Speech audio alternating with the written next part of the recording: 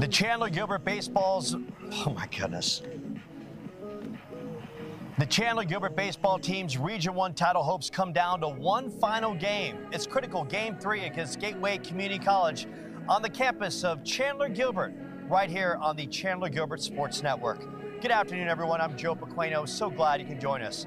For Coach John Watson and his Coyotes, they were looking to clinch their first region title since 2002. But Gateway coach Rob Shabansky and his team showed just how resilient they are. In must-win Game 2, starter Logan Martin went 8 strong, allowing only 3 runs, picking up the win. And in a 3-run fifth, Jeff Martz knocked in the go-ahead run as Gateway evened the series at 1, winning 7-3. Now must-win Game 3 for the Coyotes. Coach John Watson sends lefty Nick Fontaine to the mound, a record of 2-2, making his first appearance against Gateway. And in the back end of the rotation, it'll be right-hander 9-game winner Daniel Hutchinson, who is outstanding all season long. He picked up a no decision in the 10-3 victory over the Geckos back in February. Now, going forward for the Coyotes, it's a win-or-go-home situation for the team as they look to pick up their first region title since 2002 and move a step closer to their first ever Division II College World Series appearance. The starting lineups and more coming up on the campus of Chandler Gilbert, right here on the Chandler Gilbert Sports Network.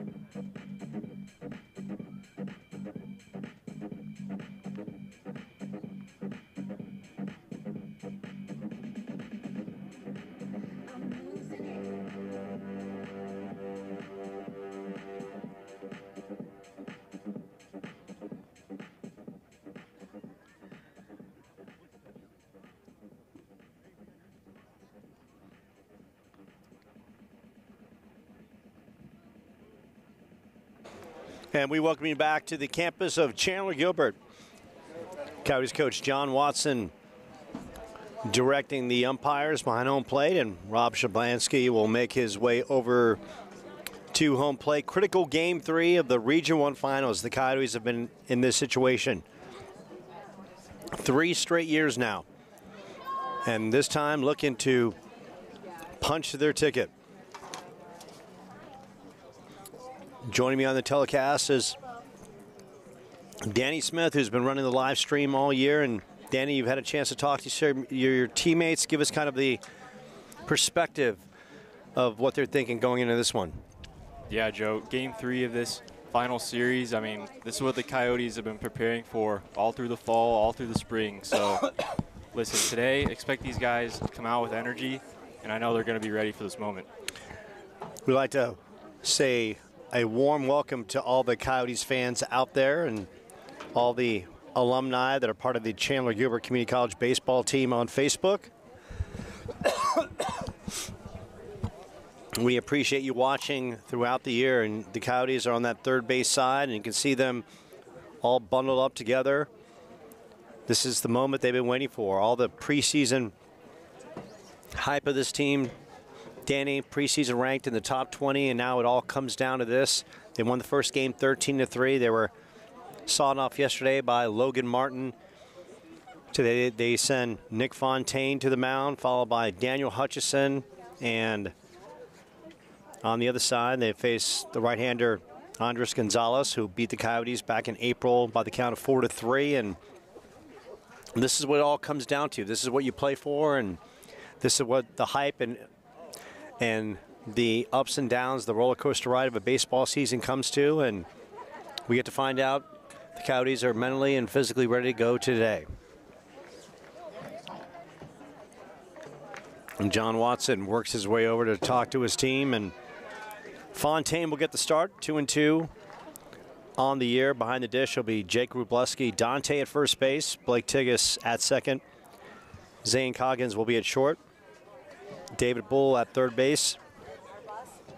Your outfield, Easton Bryan in left, Ben Hashisaki in center, and Ryder Hancock in right. Starting lineup for Gateway, Tristan Schallenberger at short, batting first. Jeff Martz moved from third to first base, batting second. Max Carrillo, the second baseman, batting third. Jeter Mousey moves from first base to right field. He's batting fourth. Kevin Fernandez, the DH, is batting fifth. Left fielder Nolan Kutcher batting sixth. Jose Carrasco, who's been outstanding in the postseason for Gateway, he's batting seventh. Raynon Padilla gets the start at third base. He's batting eighth, and Andrew Hunt batting ninth, playing center field. Nick Fontaine, last time out, was in the victory over Paradise Valley, 12-10. Went a couple innings, gave up 3 earned runs. And Danny, for Nick Fontaine to be effective today, what does he have to do on the mound to give the Coyotes a chance?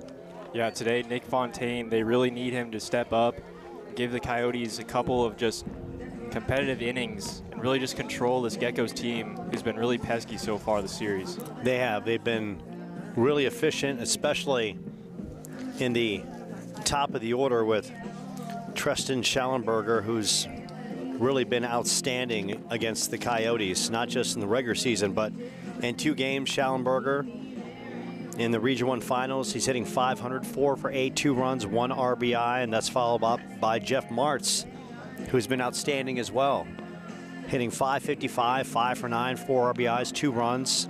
Homered in that first game, big RBI base knock in that 3-run fifth last night.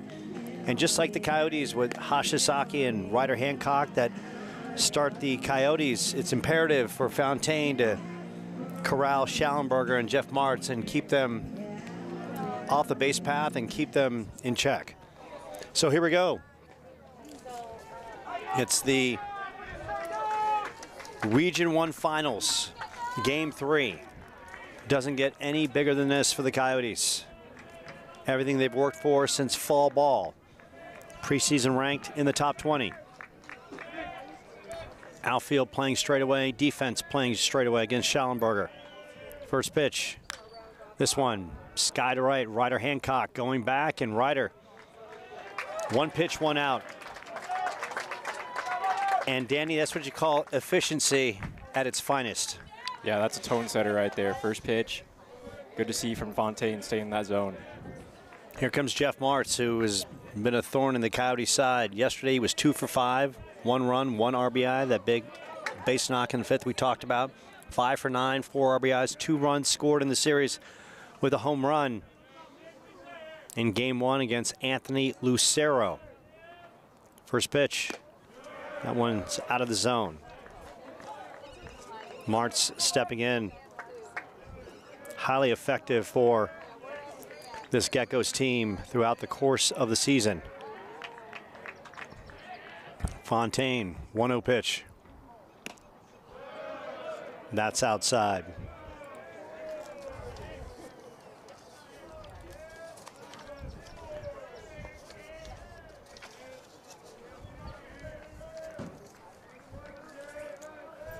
Fontaine, 2-0 pitch. That time, good work is done. Busting the corner with the fastball. Goes to 2-1. Martz has been exceptional against the Coyotes this season, not just in the finals. This one fouled out of play.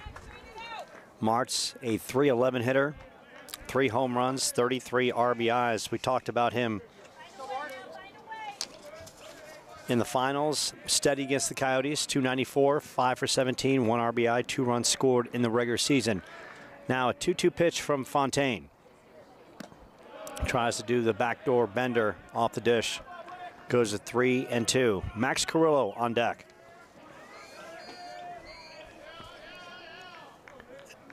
And Martz, Danny, has really done a job in the Coyotes in this season and this series. Played steady as this one is knocked up the middle, and Martz now has his 6th hit in this series in 10 at-bats and continues to swing a hot stick against the Coyotes. Now it's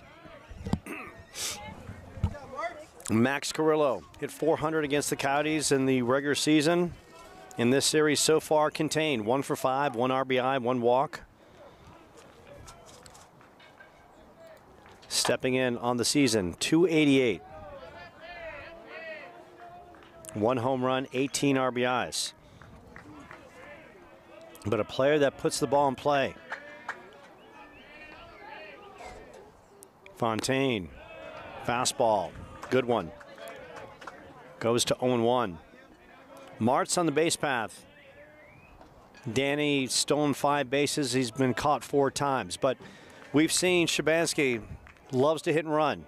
Carrillo can handle the bat. Yeah, I wouldn't be surprised if they try that here. 0-1 pitch. That's in the turf. Wróblewski down to second. And they get him. What a throw by Rubo, and the great pick by Blake Tigges. Blake, the one hop, the scoop, and the tag for the second out. And just how we saw yesterday, Wróblewski, he picked off a runner at first base. This time the throw down to second, the freshman phenom, so good offensively, looking better and better defensively for the Coyotes. Great play as Carrillo now with a 1-1 count. This one bounced to third. David Bull, backhand, can't handle it, and Carrillo will get on. So a 2-out chance for the Geckos. Bull just cannot handle the backhand. So Jeter Mousy checks in. Mousy, 2 games. He's 2 for 9, 1 run scored. Yesterday he was 1 for 5 with a run scored. Regular season hit .333. Of course, his big game against the Coyotes was back in April. 3 for 5, 8 RBIs, grand slam, 2 home runs. Did just about everything in that game, Danny, and then some. Yeah, he's a tough out for sure. Power to all fields. And the outfield respecting his power deep in every angle. 0-1 pitch. And this one, sky to left, Easton Bryant coming in, and Easton makes the running grab. So the Geckos strand a runner. Fontaine does the job in the top of the first. We go to the lower half. Coyotes getting ready to swing the sticks. Must win game 3 of the Region 1 Finals.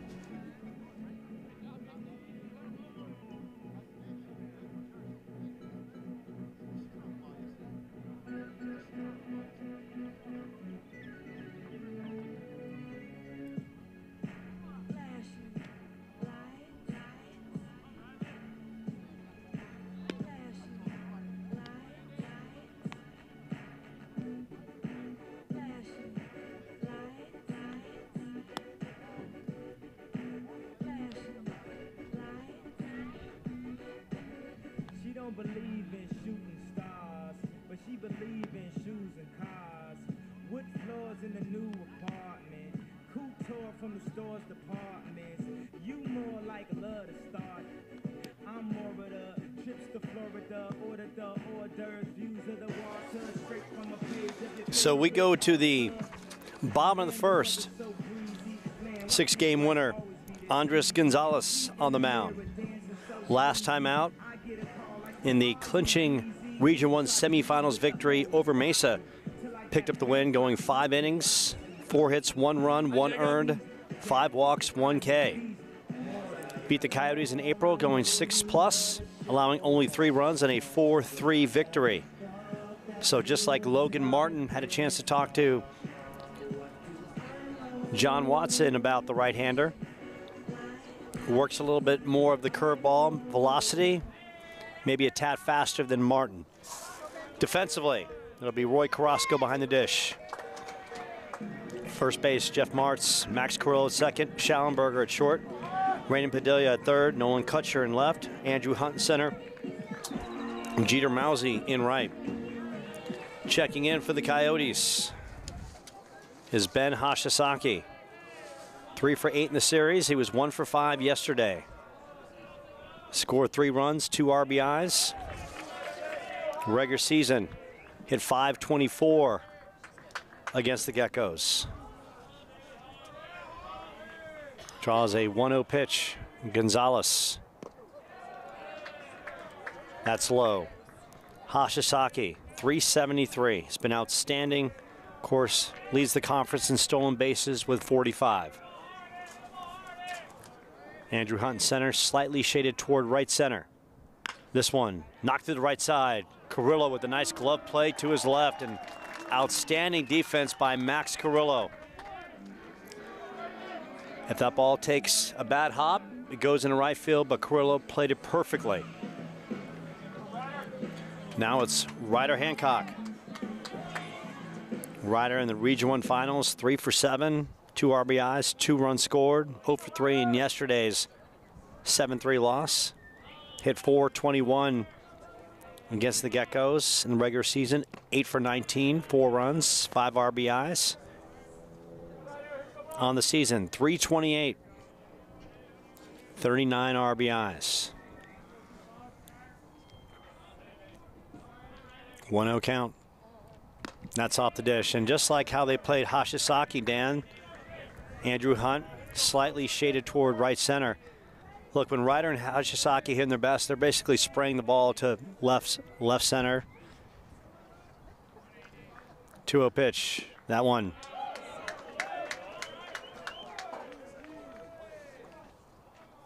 Hard breaking pitch. Hits the zone, goes to 2-1.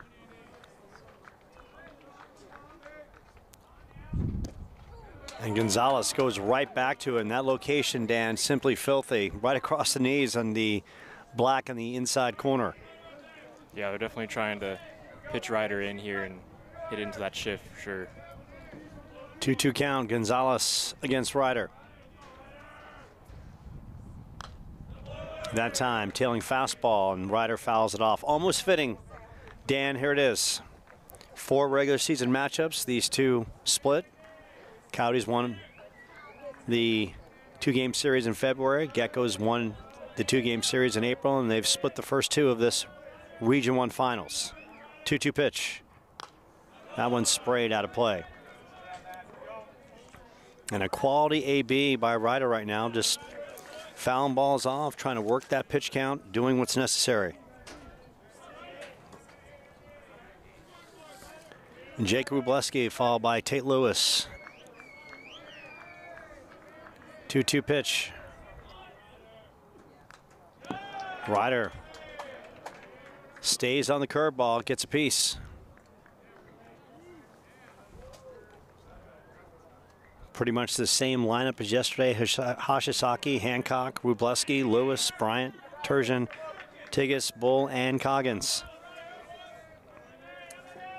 Ryder, the long at bat here, 2-2 pitch. High fastball, and Gonzalez wins that battle. Now it's Wrubleski. Wrubleski, 2 for 8 in this series, 2 for 4 yesterday, scored a pair of runs. Hit .222 against the Geckos in the regular season, 2 for 9 with 1 run and 1 RBI. Regular season, outstanding. All-conference first teamer, .410 batting average. Among the league leaders in average and RBIs. When we talk about runs batted in, Wrubleski in that 4th spot in the league with 50 RBIs. Second in average at .410.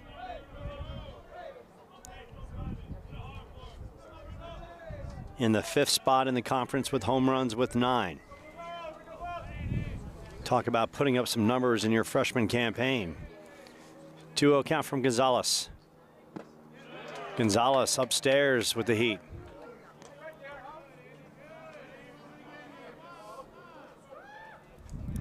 Tate Lewis on deck, followed by Easton.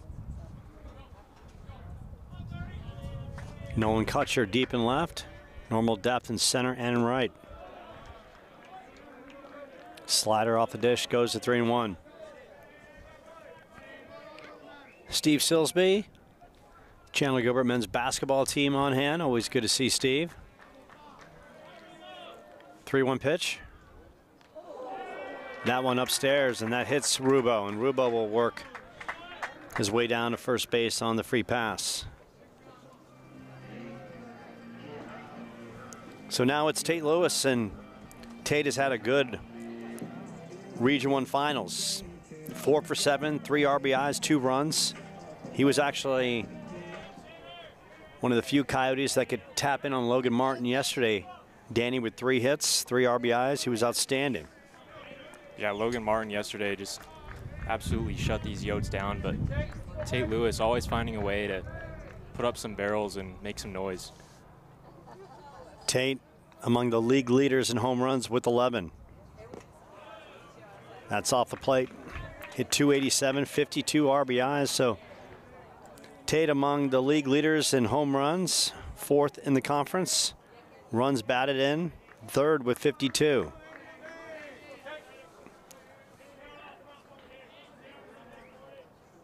Wrubleski at first base. That's off the dish. Carrasco. Good job of trying to frame that one, but just off the dish. Rubo, by the way. 5 stolen bases, caught once. Not much of a threat. They are shading Tate towards second base with a potential steal. And now he's got a 3-0 count. Outfield, deep in all parts. Easton Bryant on deck. And Gonzalez fires the old-fashioned #1, much to the delight of the Geckos fans on hand. Geckos play their games at Gene Autry Park in Mesa. 3-1 pitch. This one, scorched deep left center, going back, Andrew Hunt. And Hunt with a great running grab. And it looks like the play was not made by Andrew Hunt. So coming in to score is Wrubleski. Hunt looked like he brought the ball in. Nailed the fence, ball popped out, and now a discussion is going to be had with Rob Shabansky and the field umpire on the play.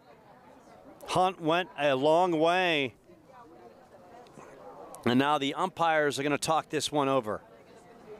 And Danny, great play by Hunt. Looked like he had it, hit the wall, ball popped out. Now it's going to be a bang-bang situation for the umpiring crew. Yeah, we'll see what they decide here, but certainly what a great catch out there. It looked like he hauled it in, maybe came out on the transfer, but we'll see what they have to say. So Rob Shabansky, the head coach of Gateway, pleading his case. And Tate got into one, missed his 12th home run, literally by 5 feet, going over the fence. Tremendous play. Key situation early. And they're going to call it a catch by Andrew Hunt in center field. Now John Watson's going to have a conversation with the home plate umpire. And Danny, they're pretty much going to say what you stated. Caught the ball and then lost it on the transfer after hitting the fence. And talk about a tremendous play by Andrew Hunt early. Andrew Hunt basically playing straightaway center. Ran to the deepest part of the gap in left center. Tate hit that ball about 380 feet or so. Pulls the ball just a little bit. It's over the scoreboard, about another 30 feet away. And John Watson pleading it. And nothing's going to change. And Waddy will walk it off and not happy with the call. And neither are the Coyotes faithful. So we'll keep it right here after a crucial call early. And Danny, for the umpiring crew, you hate to see them being involved in a game that really impacts the course of the outcome. But early in this one, they're making their presence felt in what was a bang-bang play by Andrew Hunt.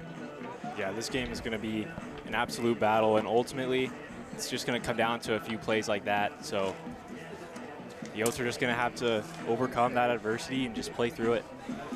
Stepping in as Fontaine goes into his second inning of work is the DH, Kevin Fernandez. 1 for 7 in the series, 143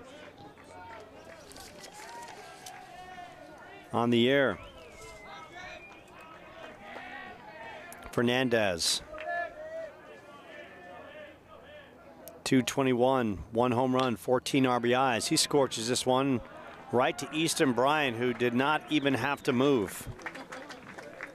Line shot out there. Now it's Nolan Kutcher.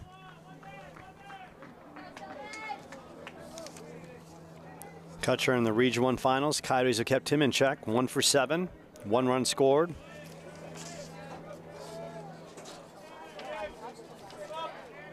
Outfield playing medium depth in center and in right.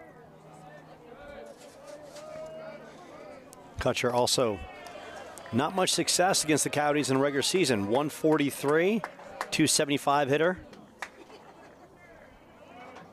16 RBIs. The positive for the Coyotes and Tate Lewis, if we can try to find a silver lining, as this one is knocked down by Dante, and Dante hustling, and Kutcher is going to beat it out. Sinking line drive that Dante cannot field and try to get it off the hop, and Kutcher works his way down to first base. As I was saying about Tate, is he's still swinging good bat. He can walk away from that. Didn't get the result he wanted, but feels good about where the swing path was and the end result. Now it's Jose Carrasco, and Carrasco is flat out dealing. He was outstanding, Danny, in the semifinal victory over Mesa, going 5 for 7, and Through 2 games, he's 3 for 5, 1 run scored, 2 RBIs. Yesterday, 2 for 3. 2-run single, then started that 3-run fifth with a leadoff double. And it's funny like that, Danny. You know, a player cannot have maybe the greatest season, and Carrasco hit 263 with 14 RBIs, but all of a sudden in the postseason, they just come to life, and Carrasco has done that for Gateway. Yeah, some players just built for the postseason. Once the calendar hits that time of the year, they really just step up for their team, and it's really awesome to see. Now Carrasco's got a 2-0 count with Rain and Padilla on deck. Beautiful day for baseball here in May in Arizona. Picture perfect. 2-0 count, Fontaine. Comes with the old-fashioned number 1. Hashishaki, medium depth in center. Bryant and Hancock, left and right. Tad bit deeper. Infield straight away. 2-1 pitch from Fontaine. Kutcher with a sizable lead. This one, tap foul. Kutcher on the year.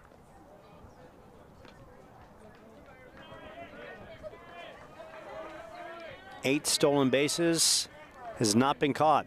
And the way Carrasco's swinging the bat, Dan, you got to figure possible hit and run with a 2-2 count. Yeah. I mean, Carrasco's really seeing the ball well, and Carrasco this time got a piece of it.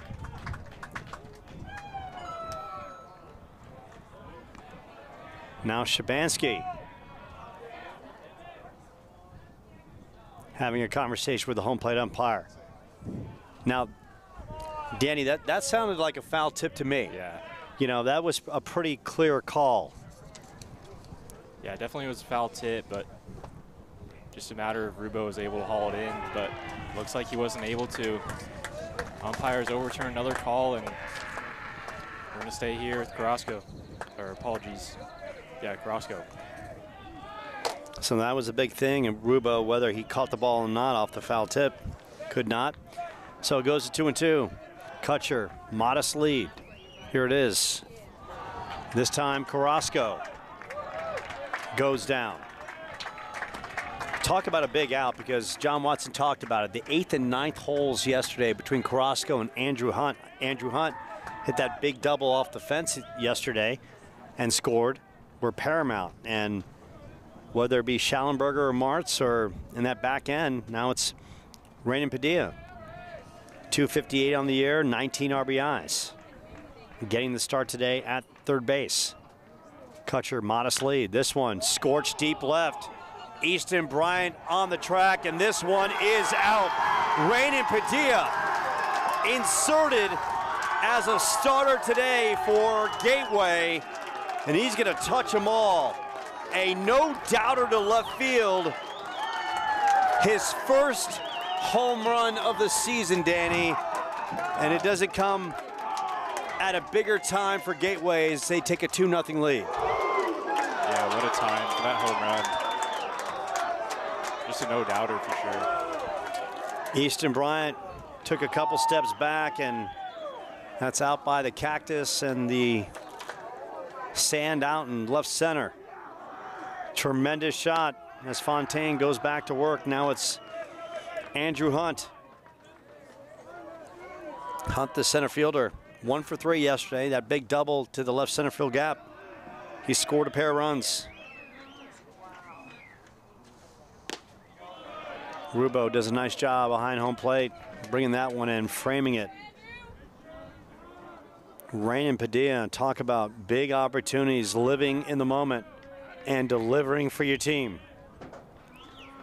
1-1 count.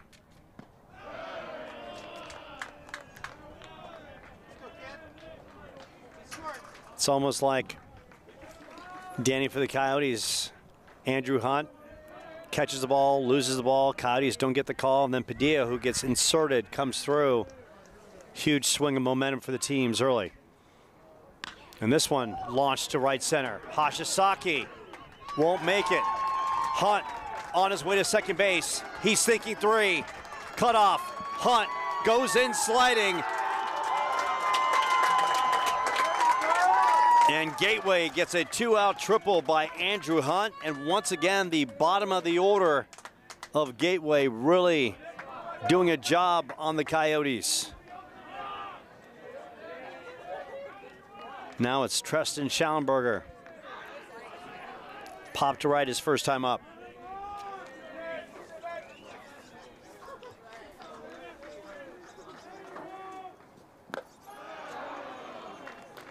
Hunt at third base, trying to get the attention of Fontaine. And now the Coyotes going to work in their bullpen. 1-0 pitch. Fontaine bounces one off the turf.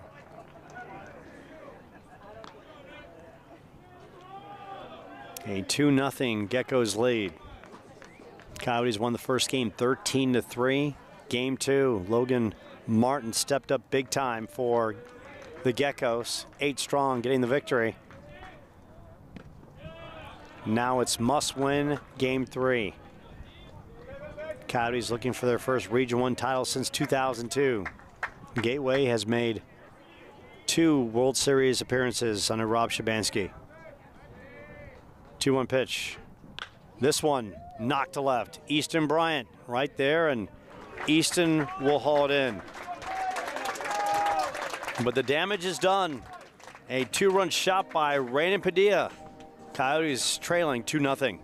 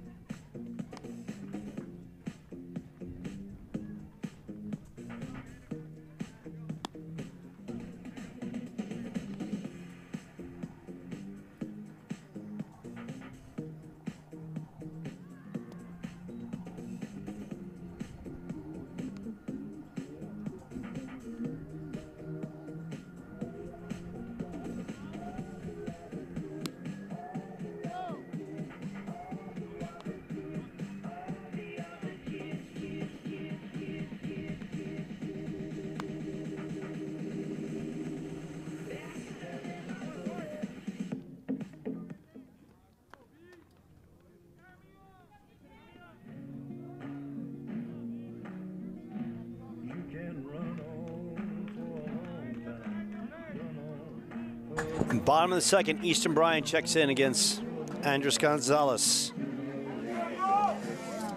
Region 1 finals. Easton, 2 for 6, 333, 1 for 3 yesterday with a walk. Regular season, 375 against the Geckos, 6 for 16, 3 runs, 3 RBIs. Easton, the conference player of the year, 4th in the league in hitting 405, 1st in RBIs with 59, 6th in home runs with 8. 1-0 pitch. Easton still deciding where he's going to go next. Talking to Coach John Watson, a slew of offers for the conference player of the year. Now he's riding a 2-0 count. That's off the dish. Tremendous patience by Easton, who's worked 30 walks. Only trailing Dante and Tate Lewis in that category, and this lays foul down the first base line. So now the Coyotes are gonna have to work from behind. Outfield, giving respect to Bryant in every area. Fastball buzzes across the knees, goes to 3-2.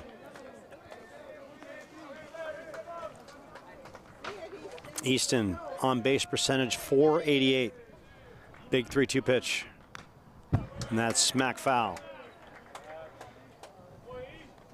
Easton played his high school ball, Campo Verde. Walk-up song, Johnny Cash. Given to him by Blake Tickets, Danny. Fell in love with it, says I'll go with it. 3-2 pitch from Gonzalez.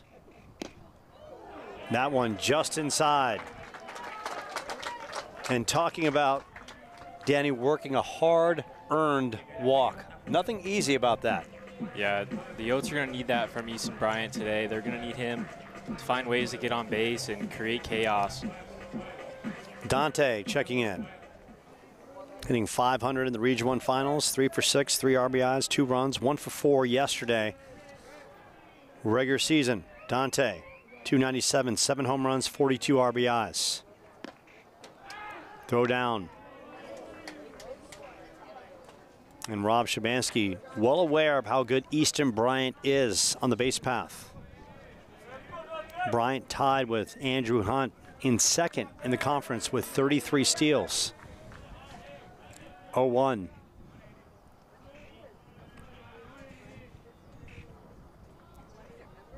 And Gonzalez will throw over. We saw Dante in this series. Danny worked some really good at-bats, laying off those hard sliders on the outside corner. On his way to play for Stephen F. Austin with teammate Ben Hashisaki. 1-0 pitch. Carrasco tried to frame that, try to bring it in. It's a good take by Turgeon right there. Absolutely. The big thing for the Coyotes is get Gonzalez out, get into the bullpen. 2-0 to Dante. Bryant modestly to first. Comes with the old-fashioned fastball, blows it by. Blake is on deck, followed by David Bull. Coyotes trailing 2-0 on a Rain Padilla top 2-run shot off Nick Fontaine. Outfield playing straight away, deep in left and center.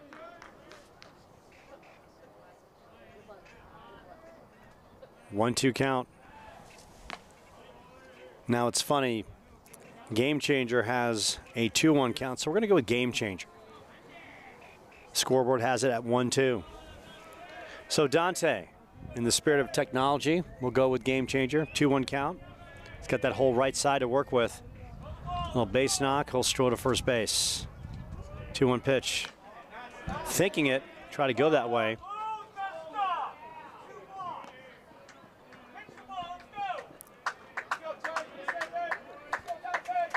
Coyotes fans, a little restless, making some noise. Yeah. Anxious. That's the playoffs for you, Game 3. Now the count, Game Changer has it at 1-2, so we'll stick there. 1-2 count. That's upstairs, so it goes to 2-2.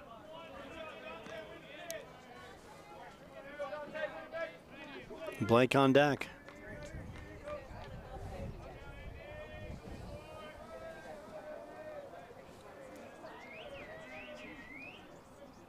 Big pitch here, and that's just off the dish.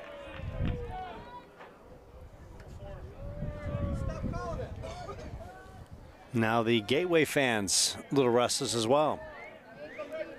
Big stakes here, bottom line. The Game 3 winner moves on to the regional round. Coyotes looking to advance for the first time since 2002. 3-2 pitch, Gonzalez to Dante. Gonzalez trying to keep Easton close.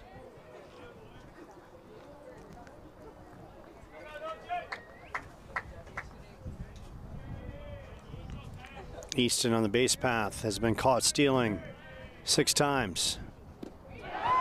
And Gonzalez breaks one off for the strikeout.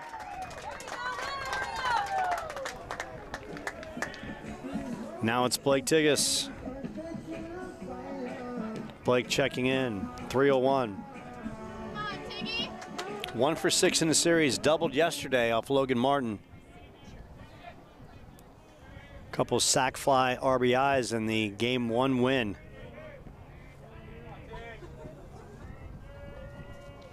Gonzalez.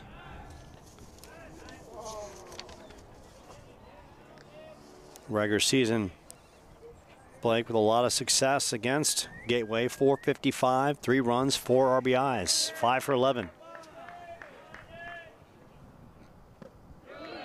And we're seeing really, Danny, a nice arsenal by Gonzalez. We've seen the fastball, we've seen the curve, now the slow change. Yeah, definitely a good 3-pitch mix here from Gonzalez. Blake, 0-1 count. Outfield, medium depth. Infield, playing straight away. 0-1 pitch. That one's low in the turf. Carrasco working hard behind the dish.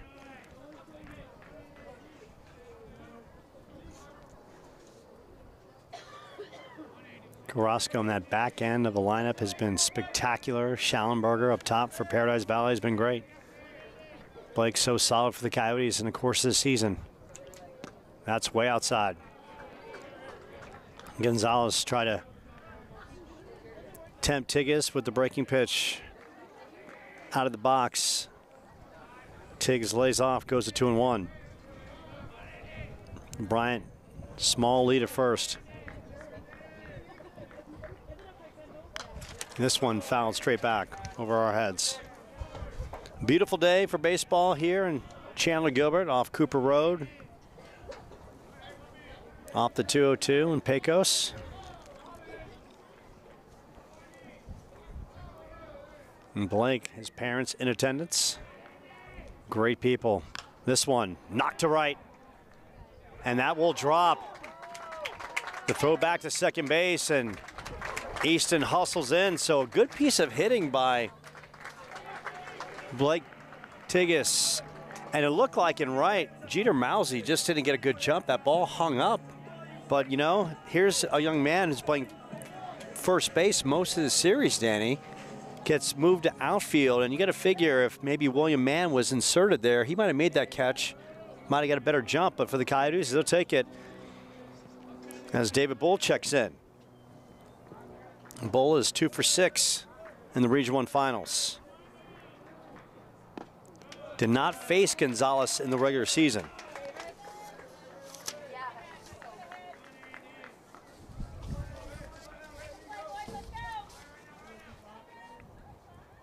Bull 0 for 4 in yesterday's game. Gonzalez checks off on throw down. David Bull, the freshman, really put a stranglehold, taking over that third base spot, hitting .311 in the regular season. He's got a 0-1 count. And that one's in the turf. Really good job by Roy Carrasco behind the dish, working it. Coggins on deck. Coyotes making some noise, trailing by 2. 1-1 count to David Bull. This one fouled out of play on that right side. All comes down to this, Danny. A lot of people don't realize that the season starts with fall workouts, inter-squad games, constant working outs, battling through injuries, and of course, grinding through school as well. And Bull, high hard heat for the second out. Now it's Zane Coggins checking in. 1 for 5 in the series, 0 for 3 in game 2. Back on April 16th. 0 for 1 against Gonzalez with a strikeout. Outfield moving in, center and right, shallow. Coggins tailing fastball inside for ball 1. Hashisaki on deck. Coggins has that whole 4-3 hole to work with on that right side. This one laced to left, and this one is going to be caught on a good running catch by Nolan Kutcher. Coggins stung it, but Kutcher hustling in makes the grab. Coyotes lead a pair, and as we go to the third, it's a 2-0 Geckos lead.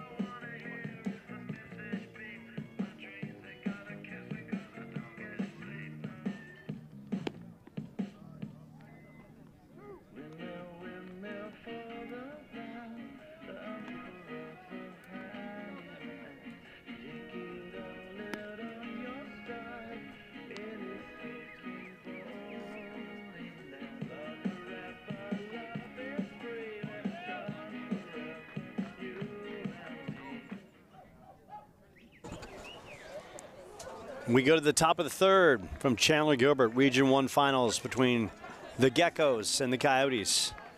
Jeff Martz checking in. What a series he's had, and then some. Continues to mash Coyotes pitching. 6 for 10 in the series, singled and caught stealing his first time up, followed by Max Carrillo and Jeter Mousy. Nick Fontaine still on the mound, gave up a 2-run shot to Raymond Padilla, and that is where we are. Like to say a special shout out to all the Coyotes alumni out there watching the game, and of course all the fans and that are tuned in wherever you're bleeding teal. We appreciate you and all you do and all you've done for Chandler Gilbert.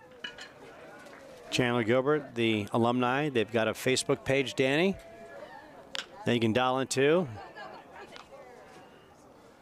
And a good play by Zane Coggins. Took the good hop and the throw over. Max Carrillo reached on an error by David Bull on the backhand, his first time up. Want to say a shout out to former Coyote Andrew Upischuk, who's dialed in. We are checking all the comments on YouTube, so anything interesting, we will get it out there. I also want to say hello to Dane Beback as well, who's dialed in. 163 viewers dialed in right now. Wow. Both teams have a lot of ties in the Valley, of course. Most of these players have played locally. And Carrillo, he's got a 2-0 count. Jeter Mousy on deck. Fontaine misses low out of the zone. Goes to 3-0. Carrillo steady with the glove at second base. Pesky in that 3-hole. Danny just works the count, puts the ball in play, and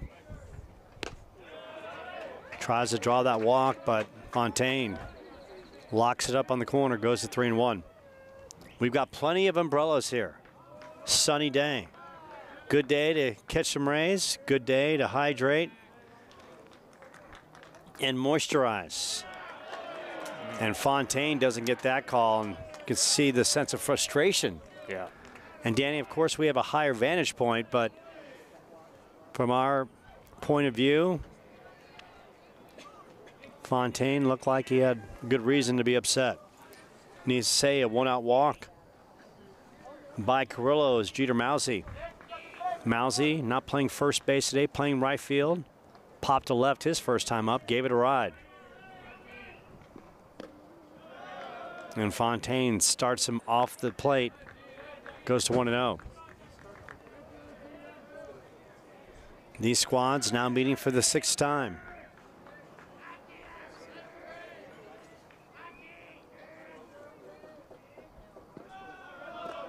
Make that for the 7th time. They have split all 6 matchups, 4 in the regular season, 2 in the Region 1 finals. So Danny, if you're not good in math like me, you get a degree in something else. For sure. 2-0 off the dish. Kevin Fernandez, who's been held in check in this series, on deck.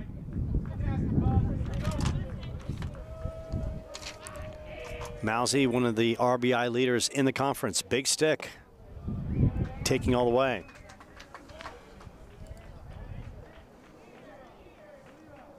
Mousy.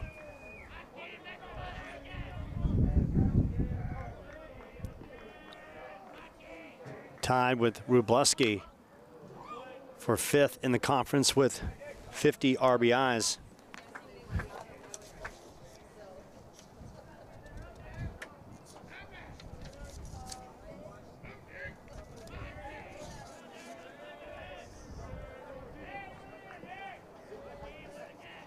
Power to all fields. 3-2 count. Fontaine looking the runner close. That misses. And Fontaine off that bump and now has to refocus. Back-to-back walks. Here comes Kevin Fernandez. Coyotes have kept him in check.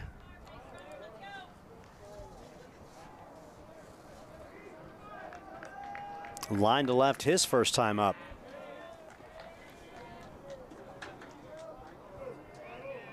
Couple runners on. This one scorched down the left field line, just foul. Geckos Nation was about to explode to our right, Dan. And Dan, you get the sense of what Fontaine's trying to do against the right-handed batters. He's trying to work the outer half of the plate. It seems like any time he comes in, GateWay's not fooled. Yeah. They're putting the ball hard. They're putting it in play to left field. Yeah, definitely. Nick Fontaine working that outer half of the plate. He's got to bring it back in here with Fernandez ahead 0-1. Runners at second and first. That bender was a good one. And that's one of few we've seen from Fontaine in this game.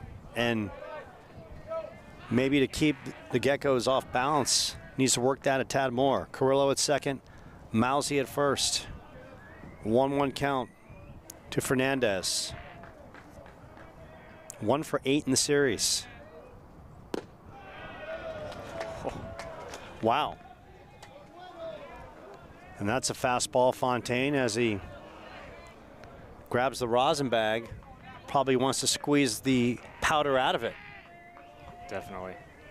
Now he's kind of questioning, okay, where do I have to throw one to get a call? 2-1. That one's in the turf. Once again, our vantage point a little higher. We're probably about 20 to 30 feet up in the stands in the press box area. So we're not right behind the dish, so we're trying to call it as we see it. 3-1 pitch. And going, chasing is Fernandez. It goes to 3-2. GateWay has stolen 134 bases. 3-2 pitch. This one pops straight up. Dante, first base. Dante battling the sun and brings it in. So great job by Fontaine, really battling back, and maybe Fernandez helped him a tad on that 3-1 fastball, Danny, out of the zone. So now it's Nolan Kutcher. Kutcher singled his first time up. Now 2 for 8 in the series. A .275 hitter starting the day. Geckos already up 2-0 on a Rain and Padilla 2-run homer. Fastball misses outside, and now Chandler Gilbert Nation grumbling about the calls by the home plate umpire.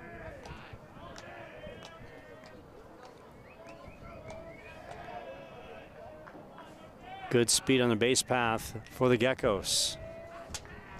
Kutcher. Excuse me, swing. Coggins will flip over on the toss to Blake. And Fontaine works his way out. Geckos strand a pair. We go to the bottom of the third. GateWay in decisive Game 3 of the Region 1 Finals leads 2-0.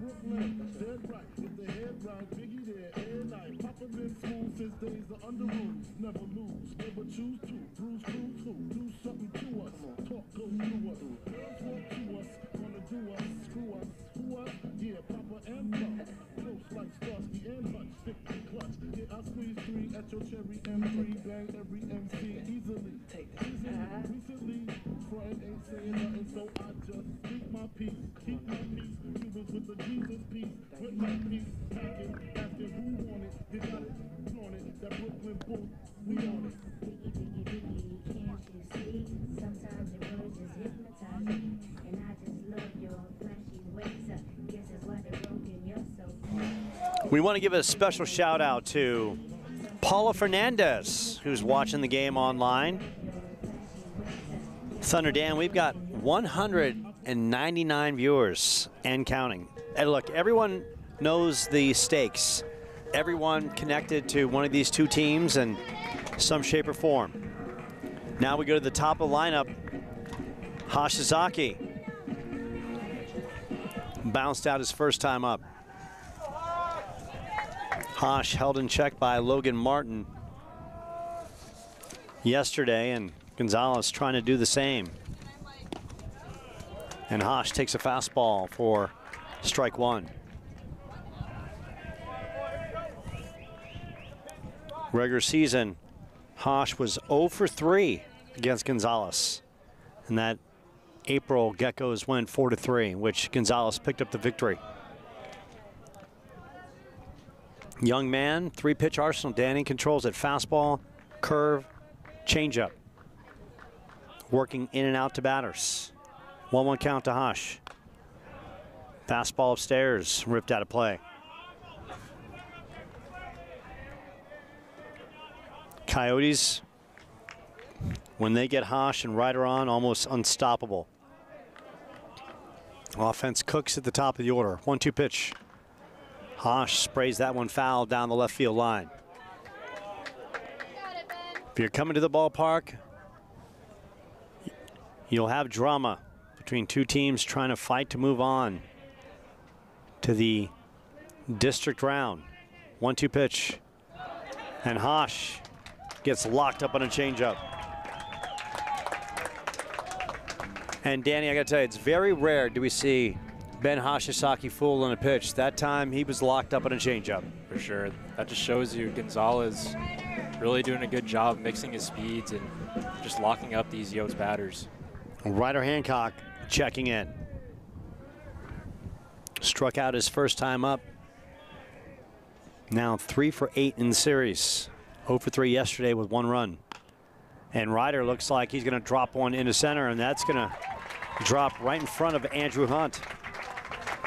And Danny, once again, we talk about this field. It's almost like playing on turf. That ball, Andrew took it off the one hop and he jumped because we saw a ball go over his head in that first game on that double by Dante Turgeon. For sure. Field is playing fast, and anyone that pounds one in the ground or laces one in the gap is going to benefit. So a 1-out single as Rupleski checks in. Fouls that off. Jake hit by a pitch his first time up.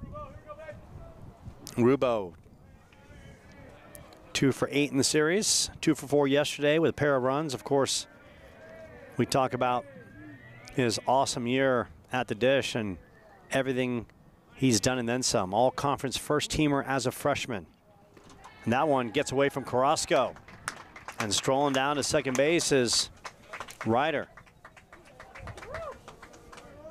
And Roy Carrasco has been so good behind the plate for the Geckos, but that one just hit off the turf, wild spin, and Carrasco had no chance. Now the Coyotes with a much needed runner in scoring position opportunity. Rubo, Tate Lewis on deck. 1-1 count.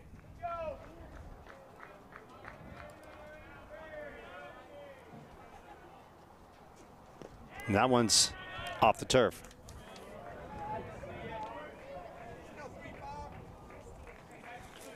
Regular season against Gonzalez. Back in April, Rubo was 1 for 3 with a double. So he's had some success against the right-hander. 2-1 pitch, fastball inside. Good patience by the Coyotes. And Dan, that's what it's going to take in this game. They've really got to make Gonzalez work, get that pitch count up. Definitely. 3-1 count.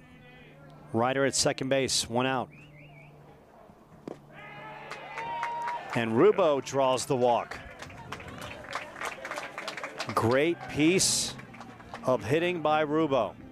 And now it's Tate Lewis. And Tate, first inning, missed a home run by 5 feet. Andrew Hunt went from dead center, tracked it down left center, caught the ball, maybe the exchange had popped out. Looked like it was going to be an RBI double. Instead, they ruled it a catch. Controversial play early. So long out by Tate, first time up, who's really seen the ball well. As that changeup is off the mark. Lewis in this series now 4 for 8, 500, 3 RBIs, 2 runs. Regular season, he was 3 for 12, 3 runs, 4 RBIs with a home run.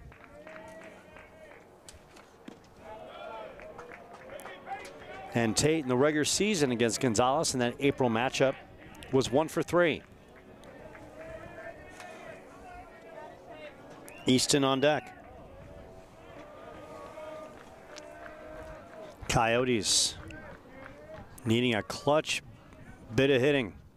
2-0 pitch. Tate takes that slow changeup. Now a 2-1 count.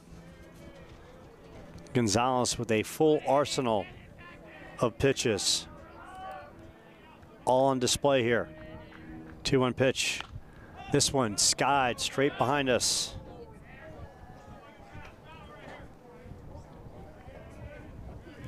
Gonzalez stepped in this one. 6-6 on the season. 3.88 ERA. 16th in the conference. Between Martin and Gonzalez, talk about a 1-2 and then some. 2-2 pitch. That one off the dish, and Carrasco tried to frame that one perfectly. Just off the mark. Good speed on the base path. Hancock at second. Rubo at first. 3-2 pitch to Tate Lewis. Back pick down to second base, and Ryder will slide in.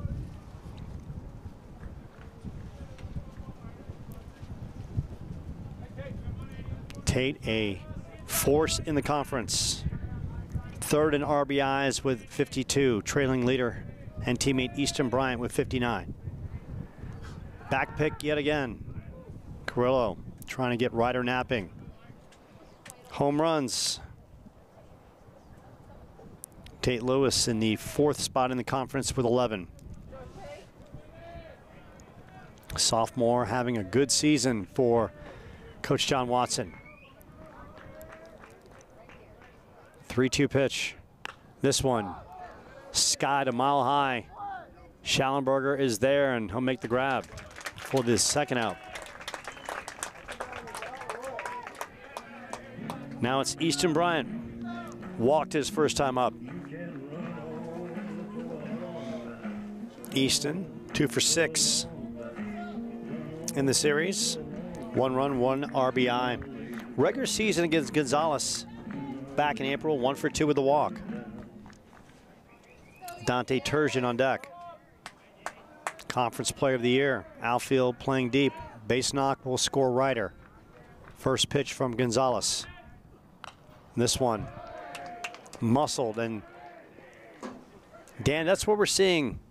Easton's getting a plethora of fastballs inside, benders inside, sliders inside. Especially in the playoffs.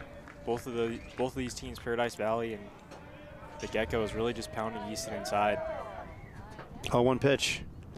That one in the turf, and Carrasco doing a nice job.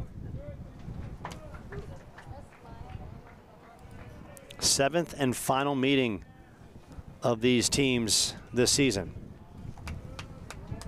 They've split 6. 2-2 in the regular season and the first 2 games of the Region 1 finals. That one upstairs.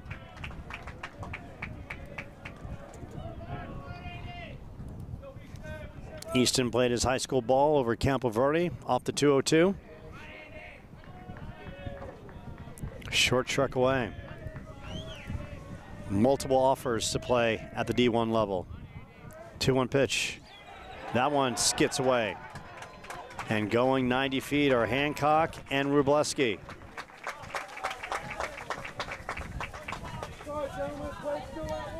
So a sac fly will bring a run in. Ground out will bring a run in.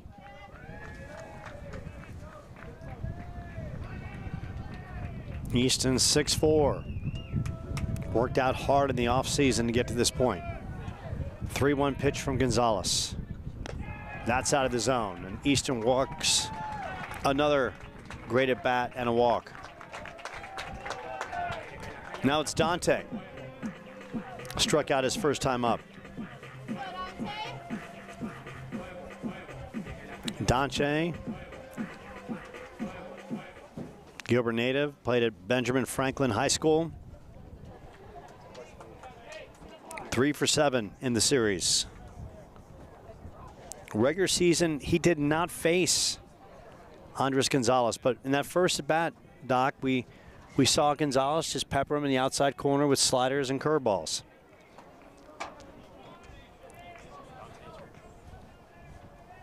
Dante Turgeon, really big spot here, 2 outs. Can really get some damage done here, especially driving that ball in the right center field. Big gap over there.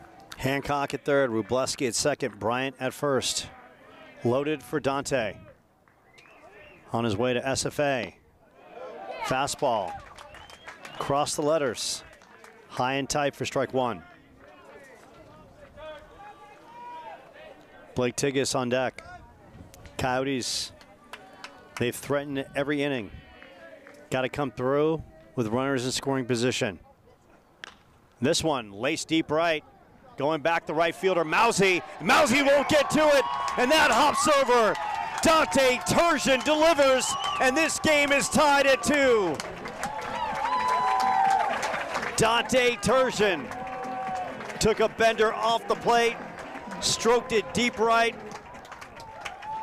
One hopper ground rule double. And the Coyotes have tied this one at 2 apiece. The big knock they've been looking for, and they get it from the 6-hole batter in Dante Turgeon. Now it's Blake Tigges. Singled his first time up. And Gonzalez comes with that slow changeup that drops in for strike 1. Looked like Mousy had an opportunity on that play, Doc, and didn't track it down well enough, and that misses upstairs. Now John Watson and his team working the order. And David Bull on deck. 2 outs. Clutch knock by Dante. Now it's Blake. Blake in the regular season did not have an at-bat against Gonzalez.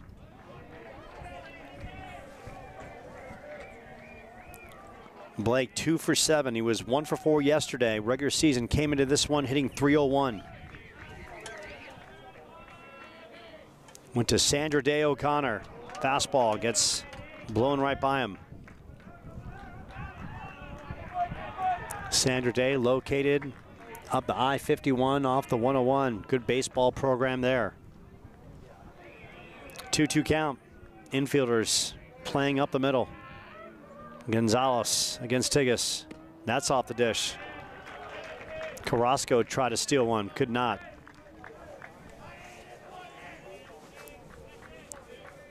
Now 3-2. And David Bull awaits.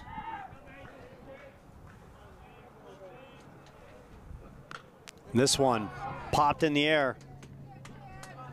Padilla will bring that in for the final out, but the damage is done. Dante Turgeon, ground rule, 2-run double, brings in a pair. We are knotted at 2, going to the 4th.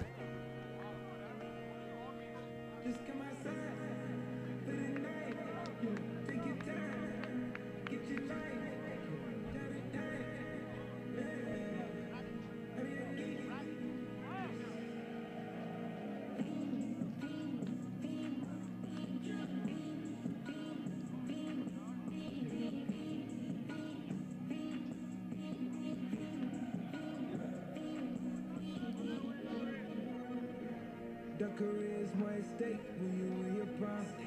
That paper, baby, my face on the dotted line. I've been flying out of town for some peace of mind. It's like always, they just want a piece of mind. I've been focused on the future, never on right now. What I'm sipping, I can boot you, either pink or brown. I'm the one that introduced you to the you right now. Oh my God, that's baby, well alright. Tryna fade in the night, come alive, and it's neat, ain't it?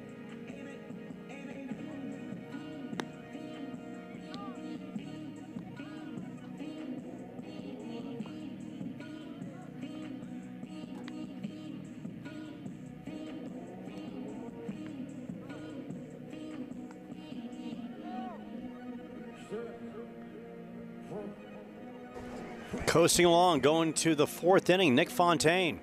And Danny, for the most part, you take out a fastball that missed upstairs to Raymond Padilla on the 2-run homer.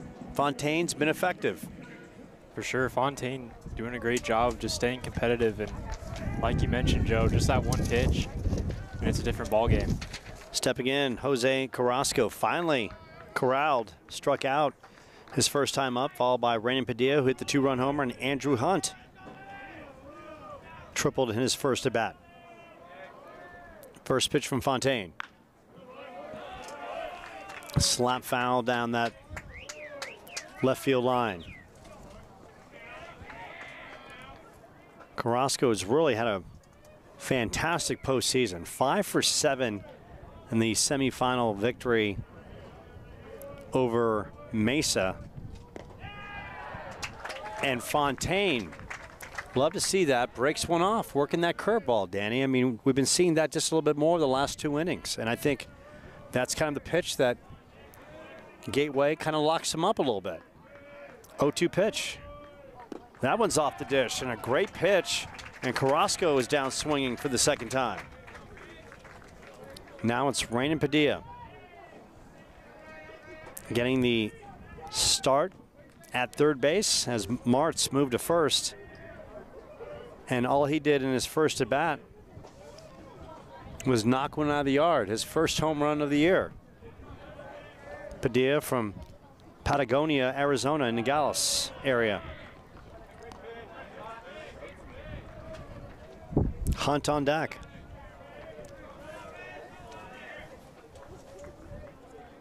Outfield straight away. That time, Fontaine took a little off, goes to 1-1. And you really love to see this, Danny. The fact that Fontaine gave up that 2-run homer, but here he is going to the fourth, and he's battling and giving his team a chance. Yep. What is he doing? He's keeping the bullpen fresh. He's giving John Watson in the course of this game a lot of different matches and to potentially work with against the Geckos. Yeah, and the Coyotes still with a lot of options in that bullpen. Justin Smith yet to be used in this series. Jace Banke, Daniel Hutchinson warming up right now in the bullpen, so they definitely have options. 2-2 count against Padilla. This one knocked up the middle, and that one gets through. And Raymond Padilla, he's 2 for 2. Talking about coming up big for your team in the course of the postseason. Padilla with 132 at-bats, came into this one hitting .258 with 19 home runs. Hits a 2-run homer. And now a single as Andrew Hunt checks in. Hunt started the day, .291, 2 home runs, 7 RBIs.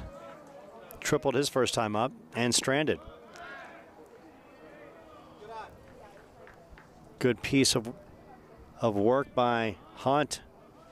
After Hunt got the 2-out triple, got Schallenberger to line to left to end that second inning.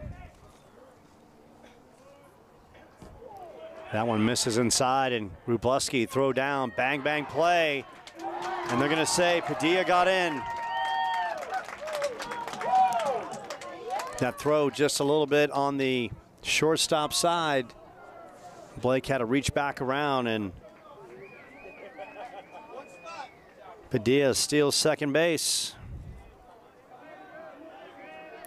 His 6th in the year in 9 tries. Now it's Hunt with an opportunity to pick him up. And Fontaine trying to work his way out. Schallenberger on deck.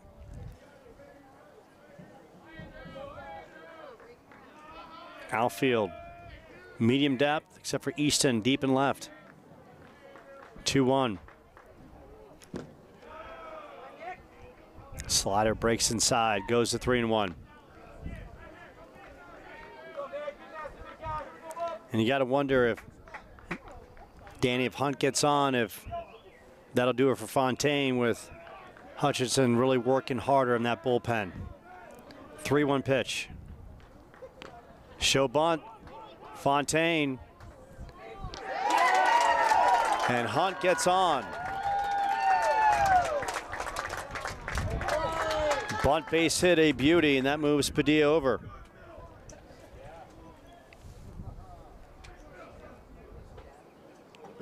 And now John Watson's coming out.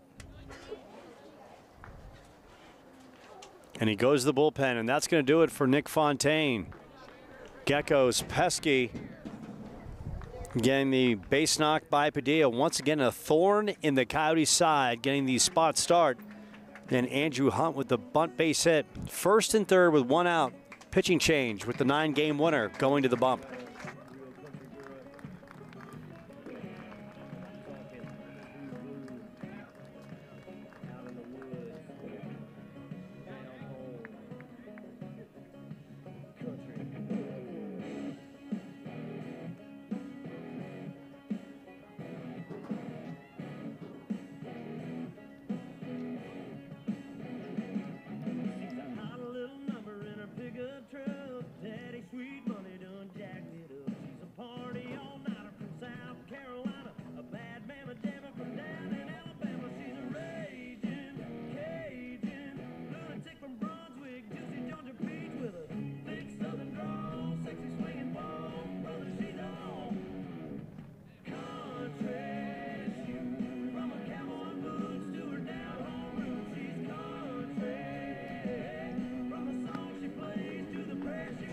So Daniel Hutchison checking in. 9-game winner. 2nd team all conference.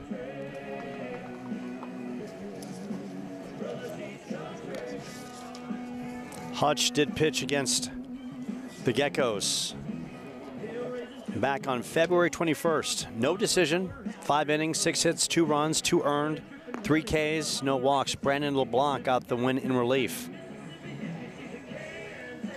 But February seems like almost a year ago. So this inning started with a Roy Carrasco strikeout. Padilla with a single and stolen base. Andrew Hunt with a bunt single.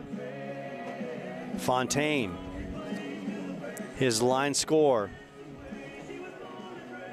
3 1/3, 5 hits, 2 runs. 2 walks, 2 Ks.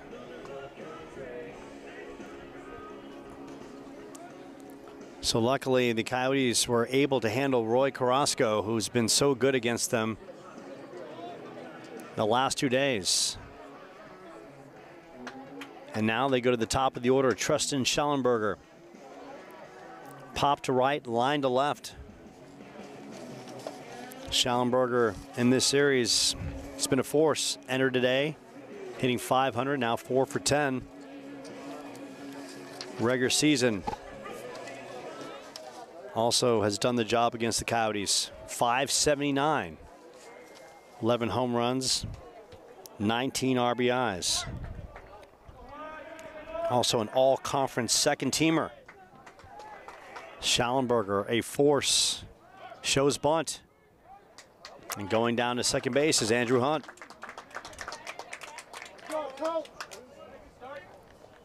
So the Geckos work their way out of the potential double play.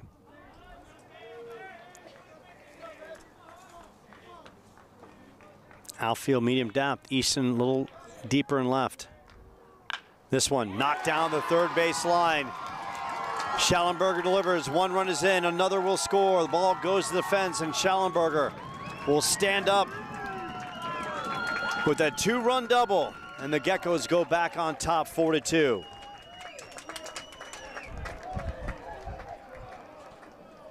Schallenberger has really played well against the Coyotes. All-conference second-teamer comes up big. It all started with a single by Raymond Padilla, a bunt single by Andrew Hunt, and the 2-run double by Tristan Schallenberger. And the Geckos back on top with Jeff Martz at the dish. Knocks that one down the third base line. David Bull can't handle. Schallenberger will score. Martz standing up.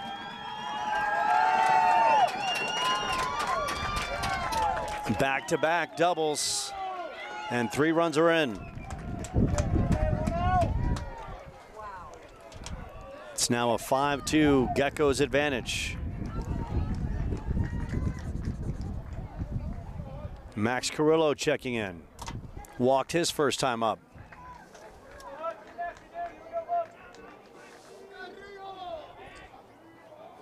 And that top of the order of Schallenberger and Martz, Danny, we talked about it. Imperative to keep them off the base path and keep them in check. 3 for 6 today with 3 RBIs.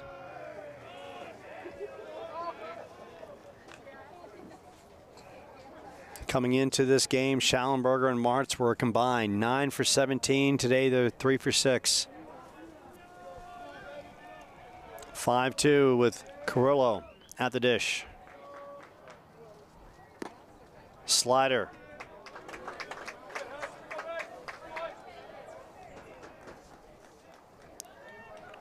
Want to say a special shout out to the doctor, Adam Perry, Amelia Campbell, Ernie Bracamonte, as well as Daniel Carrasco.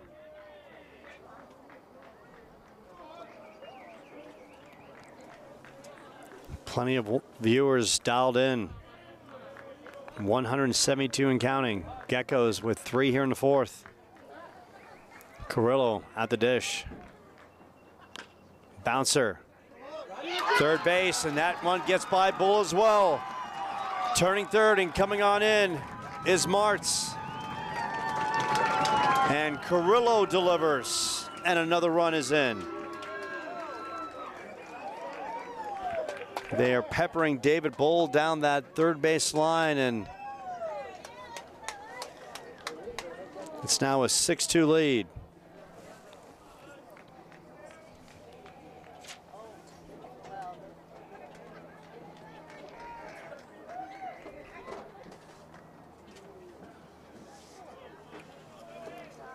Four runs are in. Still 1 out. Jeter Mousy. That's off the dish. Mousy 0 for 1. Reached on a walk last time up.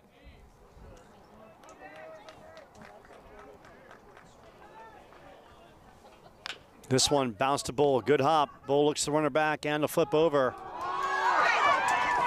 And Mousy is safe at first base on the high throw by David Bull.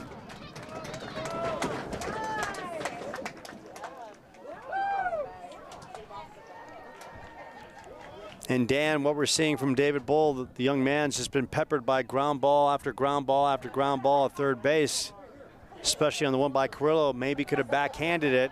Now maybe in his head a little bit as he gets the routine hop and the bat throw over to first base. Yeah, he's been good. He's been so good all series, David Bull. You want to see him bounce back, especially in this tight of a game. Now it's Kevin Fernandez has lined out and popped out.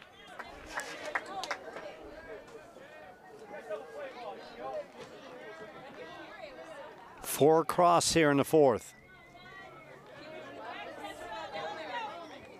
Still only 1 out. Runners going. Now the delayed steal. They're going to try to work Mousy back. And a great play by the Coyotes. They freeze Carrillo at third base and get Mousy out. So it looks like there might have been a miscommunication by the Geckos at some point, because if Mousy's going to give himself up, Carrillo has to go to home. So the Coyotes will take that on the delayed caught stealing. And maybe that works into the Coyotes' advantage later in this game. Now 2 outs.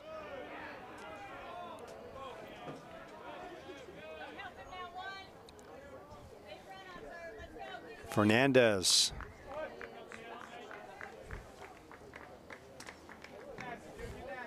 Has yet to get on track against the Coyotes this year. Umpire says he laid off. Goes to 2-0. That one off the dish. Now 3-0. Nolan Kutcher on deck.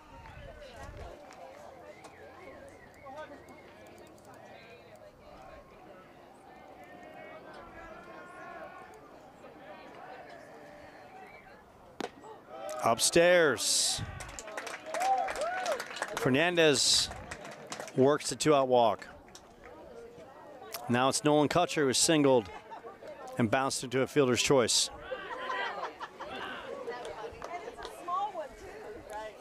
This inning started with a strikeout by Roy Carrasco, back-to-back singles by Padilla and Andrew Hunt, Tristan Schallenberger, a 2-run double, Martz, an RBI double, Carrillo with the base knock, depending on the ruling, down the line, brought another.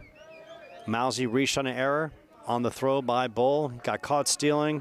Fernandez with the walk, and that is where we are. Upstairs.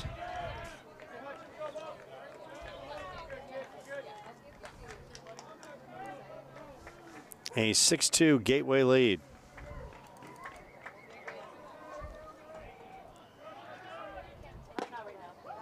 Fastball across the belt.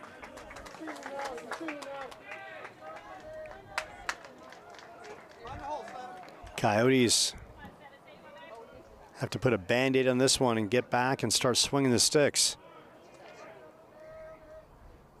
This one knocked to Zane Coggins.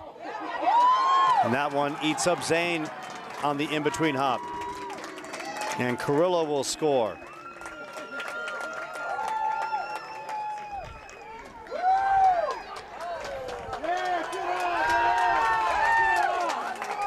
And the runner goes to third, and Fernandez. As we take another look.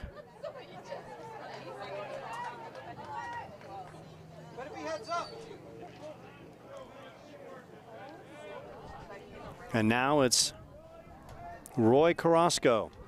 Started this inning with the strikeout. It's been so good for the team. Can't lay up. 5 across here.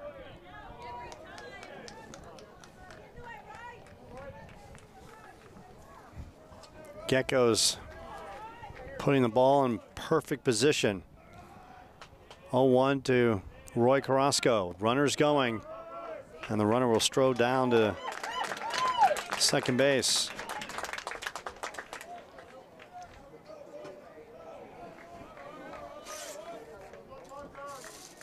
So in this inning, they've credited David Bull with a pair of errors and Coggins with an error in that play. 1-1.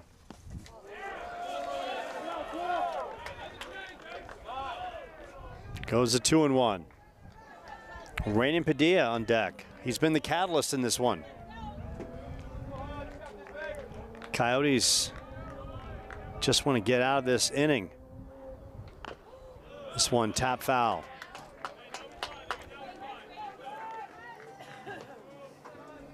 Coyotes credited with 4 errors in this game.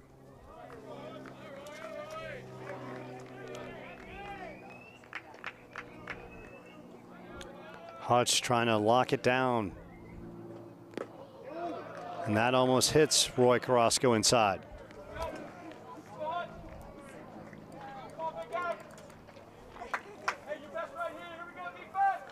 3-2. Hutch in relief of Nick Fontaine. Defense has not helped him out. And that is behind Carrasco. And they're loaded up with Raymond Padilla. And Raymond Padilla, and sometimes managers, coaches, they have a feel.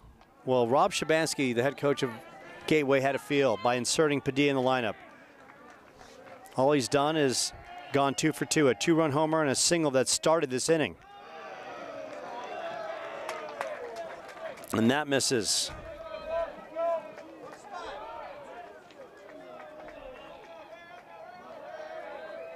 Hutch in relief of Nick Fontaine. 1-0 count. And this one, stroke to left. 1 run will score. Another run will score. It's going to clear the base path. And Padilla does it again. A 3-run bases clearing double for Raymond Padilla. A young man who was inserted in the lineup, had not hit a home run on the season. All he does is hit a 2-run homer in the second inning. He starts this inning with a base knock. And as the wheels have fallen off for the Coyotes, he clears the bases with a bases clearing double as 8 are now across. As Andrew Hunt checks in. Bunt base hit in this frame. Everything going right for the Geckos right now. 2 outs. Bull on the grass at third. Hunt, great speed. Off the dish. 2-0.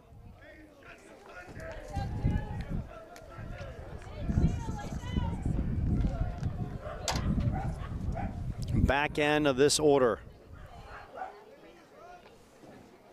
And John Watson, coming into today's matchup, talked about the importance of keeping 7, 8, and 9 in check. They've handled Roy Carrasco, 2 strikeouts and a walk, but Padilla and Andrew Hunt, 5 for 5, Danny. And now 8 runs later, we're still here in the 4th.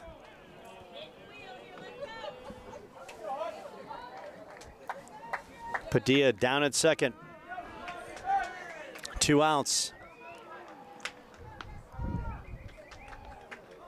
2-0 count on Andrew Hunt. And this one sprayed, and Hashisaki will bring it in. And that'll do it for the Coyotes. But 8 are across in Gateway Nation. They're on cloud 9. Their team leads 10-2 going to the bottom of the 4th.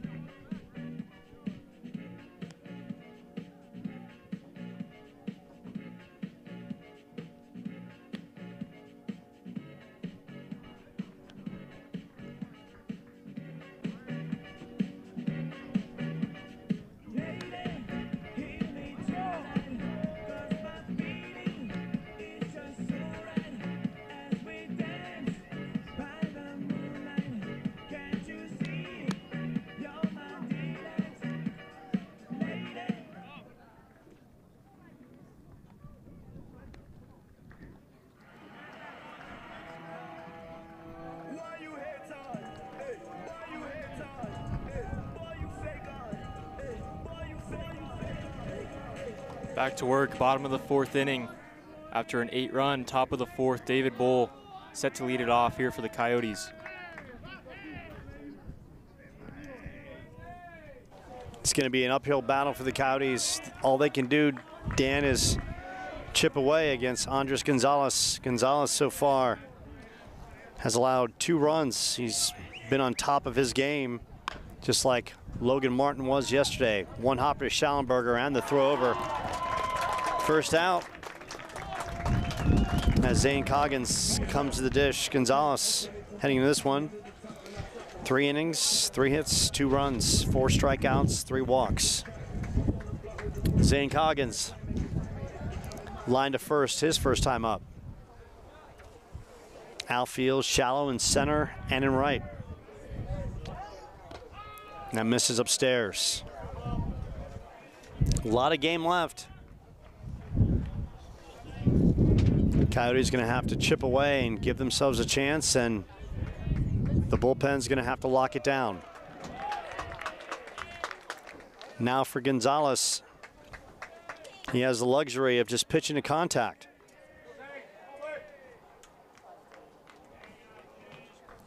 One.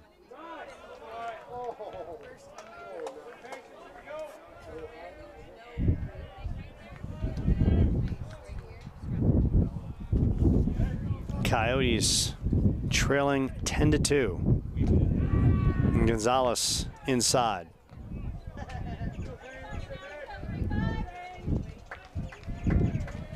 Coyotes and the Geckos. Game 3 of the Region 1 Finals. Coggins works the walk. Now it's Hashizaki, kept in check. Bounced to second and has struck out, followed by Ryder Hancock. Gateway got 2 in the top of the second on a 2-run homer by Raymond Padilla. Chandler Gilbert with 2 in the bottom of the third on a Dante Turgeon 2-out, 2-run double, and then Gateway just went to town, and Padilla started it with a single and then cleaned it up with a bases clearing double as 8 came across. Ryder on deck, followed by Rubleski. And that one in the turf. And Danny, it's simple for the Coyotes. They need base runners. They got to be patient. Can't take a lot of chances. They got to play station to station and try to work themselves back into this one and get Gonzalez out of the game. Yeah, plenty of time left to do that, Joe. 2-0. That's upstairs. All it takes is a couple base runners, a couple shots in the gap, and changes the complexion of the game.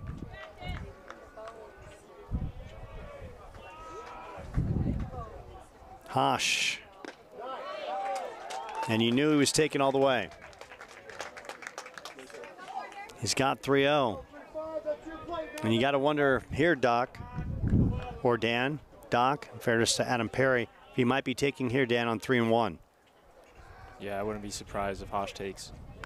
And this one, stroke to center, and the center fielder slightly full, but Andrew Hunt drops back and brings it in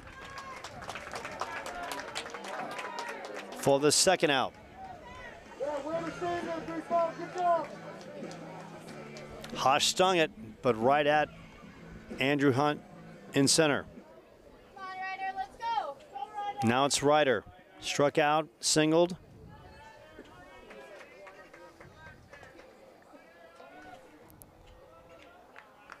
And would eventually score on a Dante Turgeon 2-run double.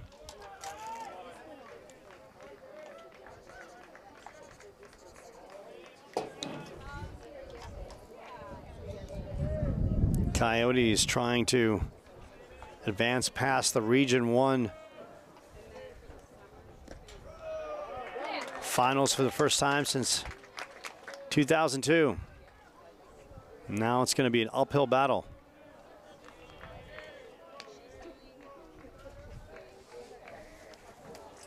Hancock in a battle against Gonzalez with Coggins at first. Slight breeze here at the ballpark today. Gorgeous day. Fastball off the dish. Rubleski on deck.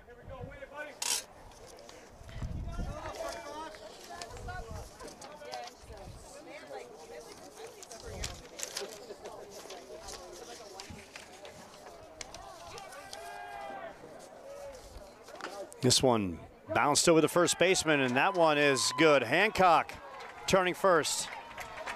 On the way to second, they're going to rave Coggins in, and Coggins play at the plate, and Coggins will score as Roy Carrasco could not handle the relay. An Amazing Zane delivers, and the Coyotes get one back. It's now a 10-3 ball game, and once again a high chopper on this field, Dan, that plays so fast because of the lack of rain. And Mousy, he's 6+. He went about 8 feet high on the vertical and just could not bring it in. Went down that right field corner. Make that Martz at first base, try to get up, make that play. Mousy tried to track it down and right. Needs to say it leads to a Coyotes run, 10-3.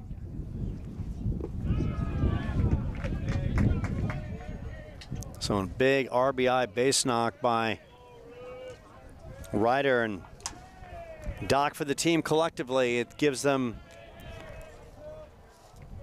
a sense of hope that there's still an opportunity to get this one done. This one bounced Carrillo, the great play, and Carrillo on the throw over. Max Carrillo flat out gloving and robs Wróblewski of a base hit and an RBI. Tremendous play by the second baseman as GateWay goes to the fifth with a 10-3 lead.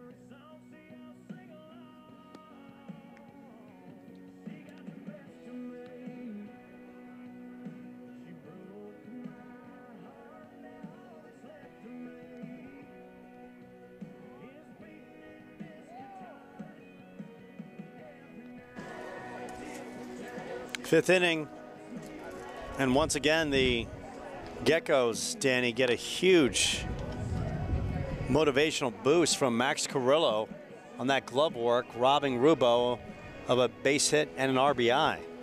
Yeah, what a play right there at second base, and if he doesn't make that play, you know, it's another run coming across for the Coyotes and just another boost to their morale. Now here comes the top of the order.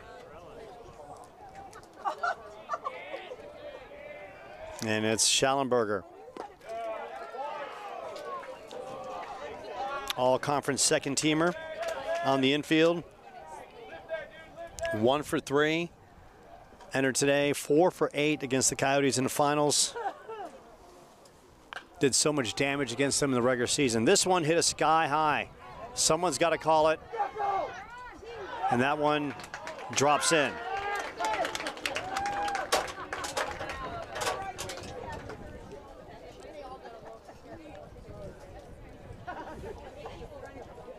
And that is pretty much how it's gone for the Coyotes defensively in the last inning or so. So give Schallenberger a base hit as Martz checks in. He's 2 for 3. Martz takes the bender. Martz checked in today, 5 for 9. He's added 2 more hits. 7 for 12 against the Coyotes in this series. Rubo throw down.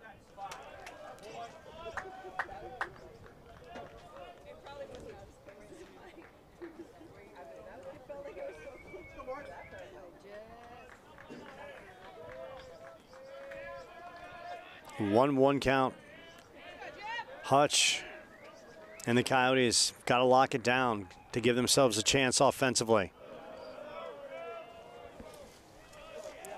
Hutch came in relief of Nick Fontaine, and part of an inning that just went off the hinges. 2/3 of an inning, 4 hits, 6 runs, 2 earned, 2 walks. Now he is here in the 5th trying to battle. This one laced to left. Easton Bryant just above the warning track brings that in.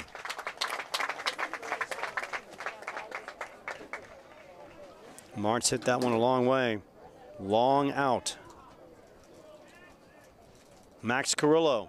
Hit that ball, Ken. You're good, buddy. Carrillo has been solid.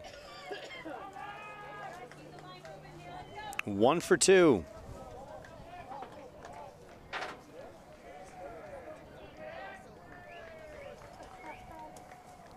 Doing damage in that 3-hole. Daniels snaps one off.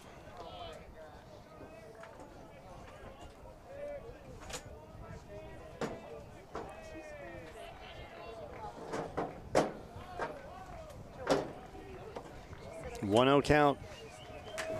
Geckos looking for more with Schallenberger at first.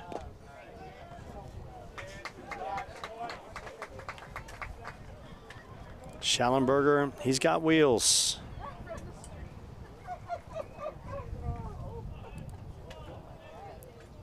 .21 stolen bases, caught only 2 times.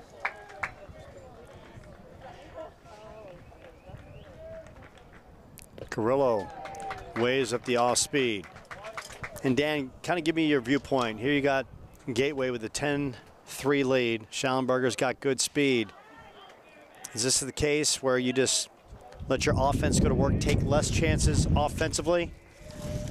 Yeah, I mean, first the Coyotes have to focus on, getting out of this inning, but as that one's lifted into left field and it's going to get down, Easton Bryant and the runner's going to make it all the way to 3rd. He's heading home, and he's going to get in there. So the Geckos add another one. So incredible base running by Tristan Schallenberger as Easton Bryant threw back to the runner at 2nd, and Schallenberger, as soon as that happened, Schallenberger, who was already at third on the hit down the left field line, just took off for home. Yeah, just good base running right there from the Geckos. So Schallenberger comes up big, and now it's Jeter Mousy. Mousy's 0 for 2. Very opportunistic Gateway team. And here we talked about that, Daniel, just setting you up for how aggressive would you be on the base path. And Schallenberger, that's just what he did, was a high IQ play. Yeah. He was already around 3rd, saw the throw back to 2nd, and then launched. Blake was almost surprised that he was taking off, and now we got activity in the Coyotes pen. 11-3 Gateway. A team that really came on strong in the latter parts of the season. 0-1. And this one lifted sky high. Easton Bryant. I don't know if Easton can't see it, and that's going to fall in left center. Easton lost it, so coming around to score is Carrillo. And now Mother Nature doing a job on the Coyotes as well. Mousy hit that ball sky high, and Easton lost it in the cloudy sky, and Mousy with the RBI double.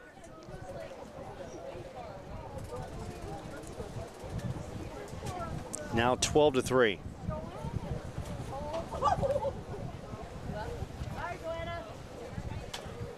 Kevin Fernandez checking in. 0 for 2 with the walk. Very windy day. And Danny, mousy look, he hit that ball 3 miles high, and sometimes for an outfielder, the toughest play to make when you can't track the ball because you lost it off the point of contact. Yeah, we've seen that multiple times this year at this ballpark. Just when that wind kicks up, it just makes it extremely difficult to get under those balls in the outfield. A 12-3 Gecko's advantage. Fernandez with only 1 out.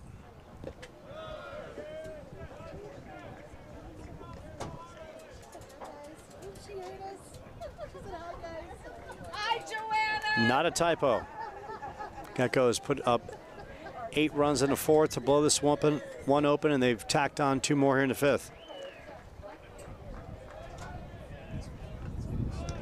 Good breaking pitch by a right-hander.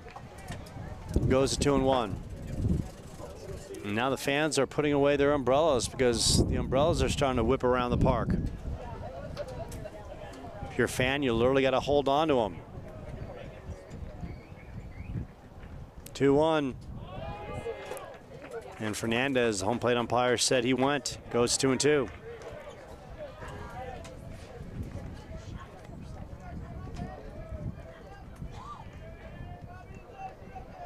Schallenberger started this one off with a single. Line out by Martz. Carrillo double down the line. Schallenberger went home after the throw back to second. Fernandez strikes out. Mousy skied one 3 miles high, and Easton lost it. Carrillo scored. Mousy at second. Fernandez is struck out, and now here we are with Nolan Kutcher.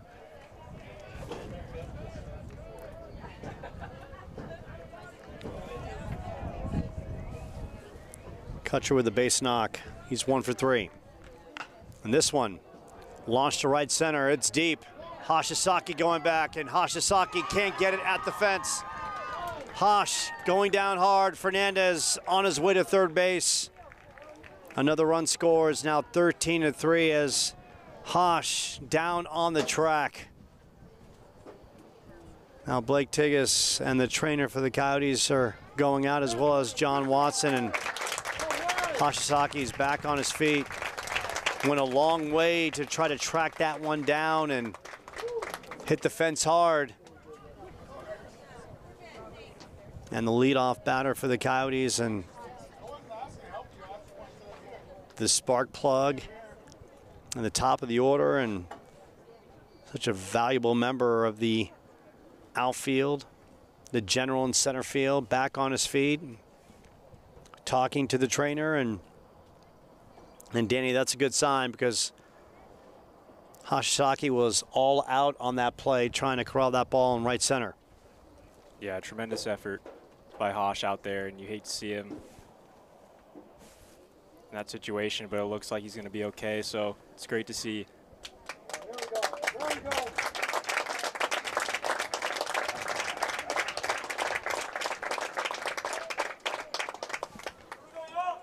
Now it's Kutcher on the RBI double after Fernandez struck out. So now it's Roy Carrasco, struck out a couple times and walked. 3 across for the Geckos. Now 13-3.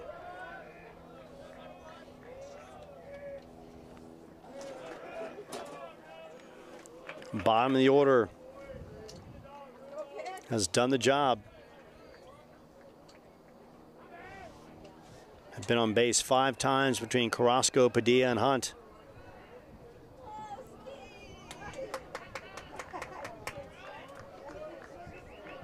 Combined for 5 hits on that back end. And Wróblewski working hard behind the dish.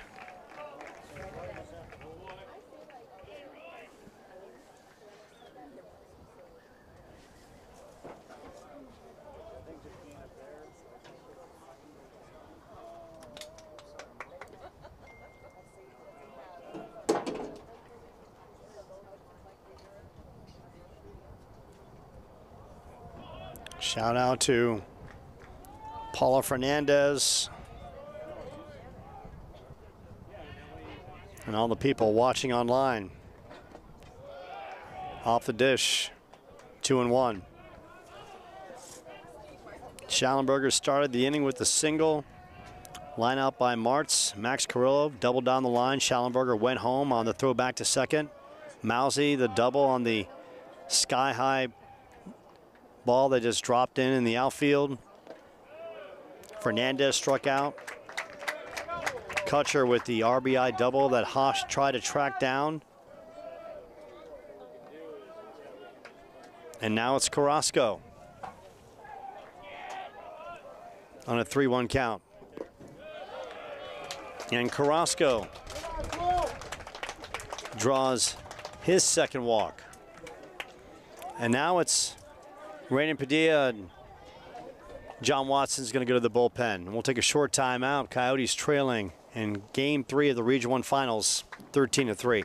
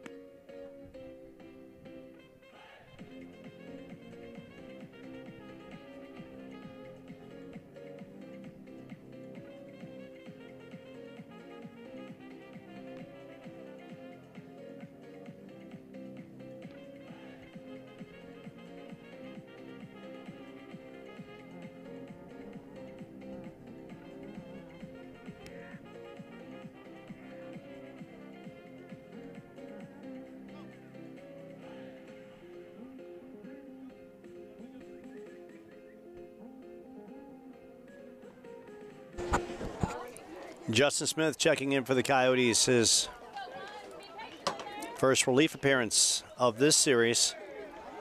Justin, so good out of the pen. 1-0 on the year, 2.78 ERA. 22 2/3 innings of work. 8 runs, 7 earned, 8 walks, 23 strikeouts. And Danny, the move of the day right here. We could talk about players moving, positioning, plays in the game, but Roy Shabansky, the head coach of GateWay, inserting Raymond Padilla in the lineup today. Hasn't played in this series until today. A 2-run homer in the second, a single that started the 8-run fourth, and in that frame, a bases clearing double. So 3 for 3, 2-run homer, 5 RBIs.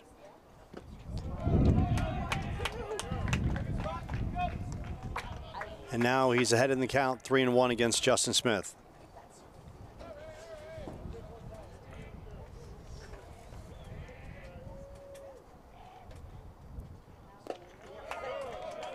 And that is low. And Padilla continues to work magic against the Coyotes. I mean, Danny, in your playing career, have you ever seen something like that where the manager or the coach makes a move like that and all of a sudden that player comes in and it's like playing on the PlayStation, the numbers they put up? Yeah, so last year, Queen Creek Bulldogs, my coach made a pinch hit in the bottom of the 6th inning, pinch hit grand slam to take the lead over the Basha Bears, and Caden Cooper hadn't played at all that year, and it was pretty much, you know, his 3rd or 4th at bat of the season. And sometimes it just happens. Some players just have their day, and when they get inserted into that lineup, you know, it's good, great things happen. So the bases are stacked. Andrew Hunt, part of that bottom of the order, has delivered a triple, a single, and pop to center. 13-3. Geckos have added 3 here. High chopper, David Bull, bang, bang play, and he'll get the force out at third base, but the damage is done. Another 3 runs across. Coyotes trailing 13-3 as we go to the bottom of the 5th.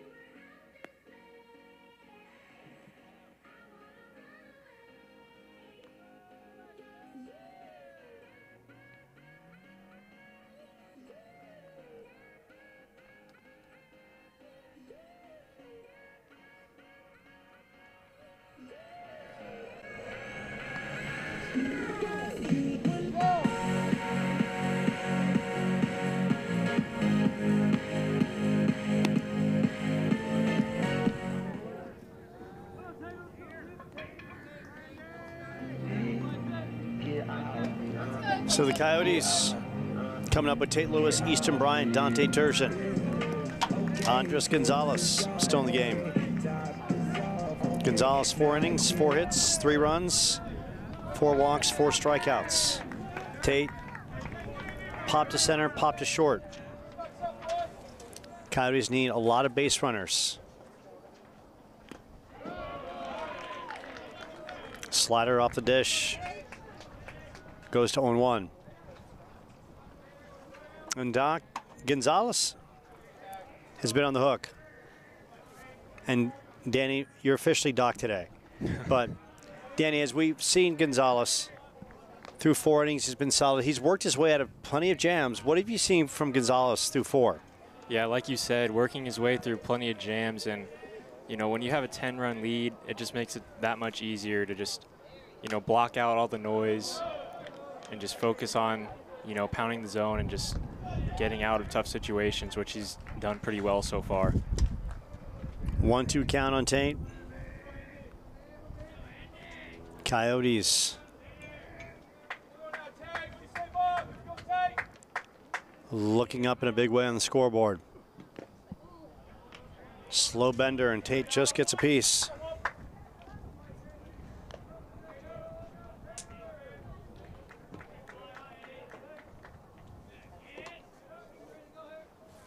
They have the Coyotes down for 5 errors in the book, courtesy of Game Changer. 1-2 pitch to Tate. Upstairs, 2-2. Nick Fontaine went 3 1/3, 5 hits, 4 runs, 2 earned, 2 walks. Hutchinson, 1 1/3, 7 hits, 9 runs, 3 earned, 3 walks. And Justin Smith just in, 2-2 pitch. Goes to 3-2.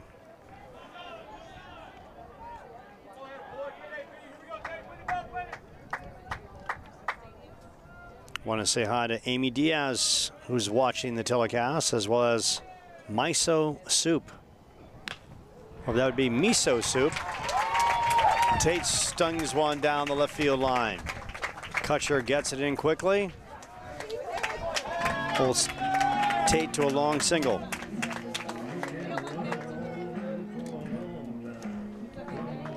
Easton checking in. A pair of walks. Come on, Easton. And make no mistake, Danny, Coyotes can put up an 8 spot quickly as well. They can put up a 10 spot. They've done it before. They've got the firepower. They put some cricket numbers up against Gateway. And this one launched deep center. Center fielder going back. Andrew Hunt. That one's off the top of the wall. Tate will stop at third, and Easton Bryant.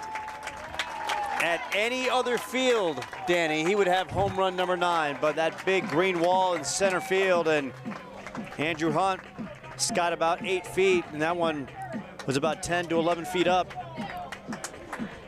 And had he hit that ball 20 minutes ago with that big gust of wind, might have been a different story as well. Now it's Dante. Struck out and hit a 2-out, 2-run double his last time up. And the Coyotes need some more offense in a big way. Easton smoked that ball deep center. Any other field with a normal fence, and that one's out.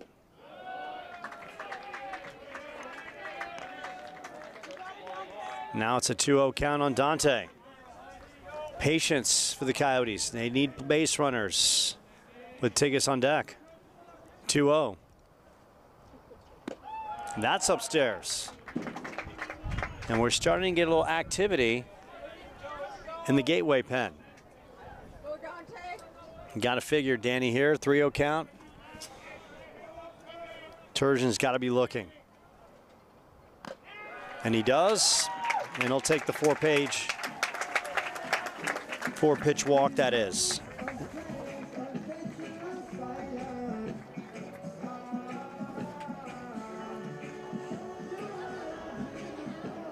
So they're loaded up.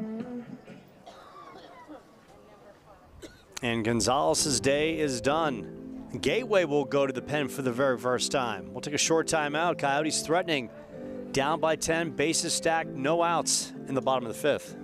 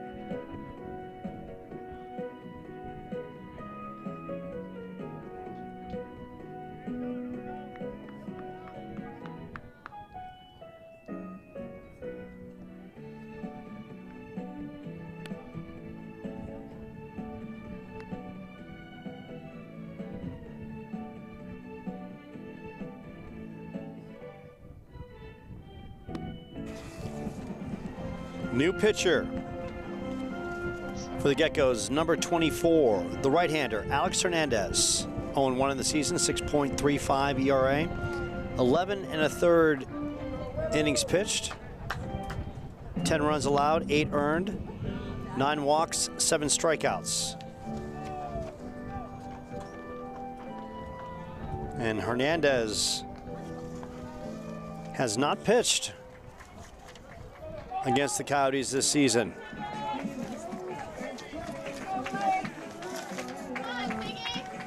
Now it's Blake Tigas coming in. Blake has singled and popped to short. And you got to figure Coach Shabansky going to Hernandez, Danny, a young man who can really probably just pound the zone, and probably an accurate pitcher, even though he has limited innings, knows how to control the zone, and that's what Gateway needs, nursing a 10-run lead. That's off the dish. Goes to 2-0. Hernandez.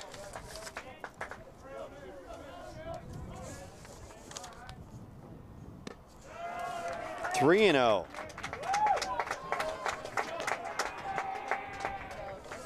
And the Coyotes will take it any which way. No question, Blake will be taking here.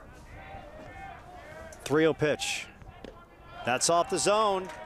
And a good start.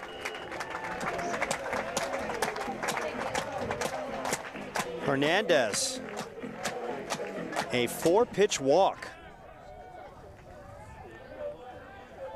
And great patience, Danny, by Blake at the dish.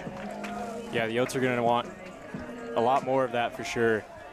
With Ethan Hatch coming up here in substitution for David Bull. Hatch on the season.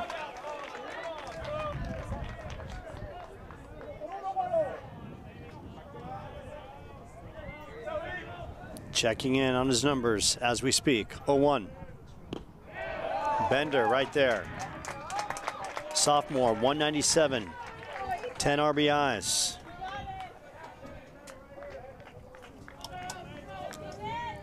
Now Hernandez has come back with back-to-back strikes. Hatch has to protect. This one knocked through to the left side. Ethan Hatch delivers. They'll hold up the runner at third, but Ethan Hatch with a clutch base hit. And John Watson dialing in all the numbers. And Danny, here is Ethan Hatch, a sophomore who has really struggled at the plate offensively, and David Bull has claimed that third base spot, but in this matchup, David Bull has struggled at third base, so Hatch getting the pinch hit opportunity will probably go into play third and comes up big, and the Coyotes have life with 2 in now, bases loaded still, and Zane Coggins stepping up.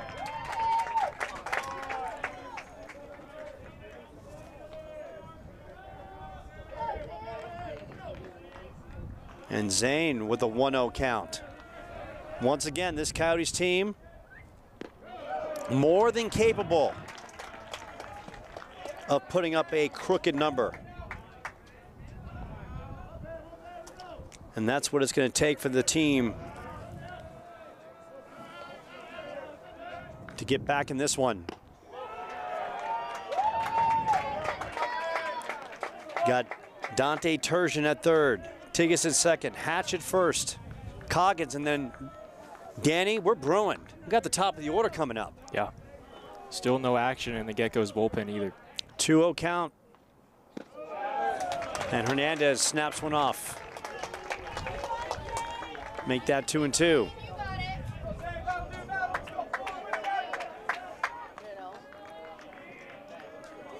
Center and right, shallow.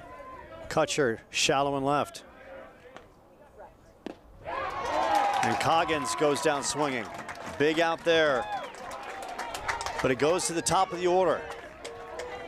And this is where the Coyotes' muscle and hustle has to come through. Hernandez once again has not pitched against the Coyotes this season. So this is the first look for Ben Hashishaki against the right-hander. He's only thrown 11 1/3 coming into this one. Fastball on the black. Rider on deck. Hashishaki 0 for 3 in this one. Grounded out, struck out, popped out.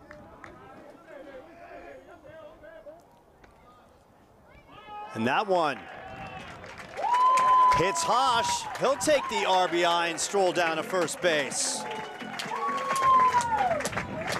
And the inning goes on. And now it's Ryder Hancock.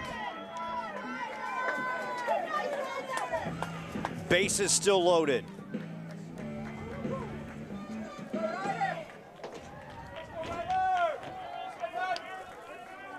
First pitch from Hernandez. This one, sky to left. It's going to be deep enough for Blake. Blake coming in and beats the throw. And a 7th run is in.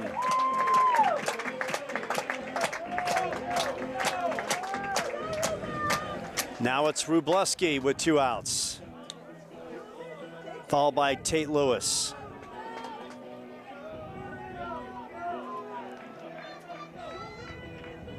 And Mike Campbell, the hitting coach, who, Danny, by the way, was named the assistant coach of the year in the conference and is stepping away from Chandler Gilbert after this season. Yeah, Campbell just such a big impact on this team, and you know he's going to be greatly missed, but you know just an awesome coach he is, and well-deserved recognition from him. Shot in the gap. This one gets really interesting. Rubo first pitch. That hits him, and he's okay with that. Jake's like, feeling strong, bring it on. And the Coyotes are howling as the bases once again are stacked. And the conference player of the year is on deck. But first up, it's Tate Lewis, who singled to get this inning going. Tate Lewis, 11 home runs, 52 RBIs, in the top 5 in both categories in the conference. Hernandez, first pitch. Tate lays off, and they call it a strike. Much to the chagrin of the Coyotes faithful.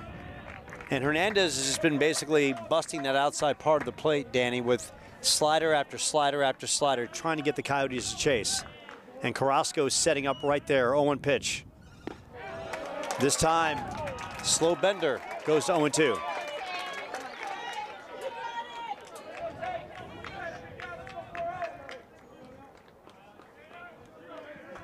Now Tate has to protect. Got to wonder if Hernandez will go out of the zone. He's doing that, setting up high. That one is low. And the Gateway fans were trying to steal a call. Good crowd on hand. Fans soaking up the sunshine, soaking up the drama of the Region 1 Finals, Game 3. Winner takes all, winner moves on. 1-2 pitch. That one just off the dish. And the Coyotes fans are rooting Tate Lewis on.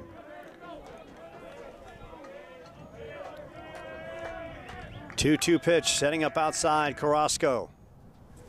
And that time, Lewis frozen stiff.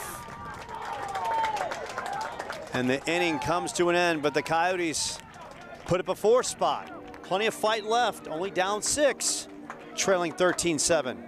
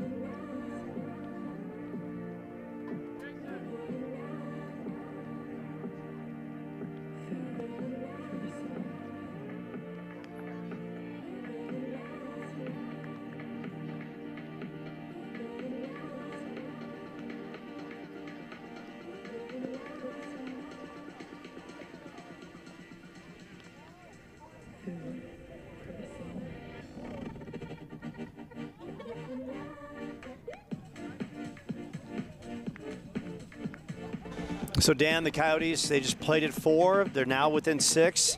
They're going to have the 6th, 7th, 8th, 9th innings to go to work. Give us kind of the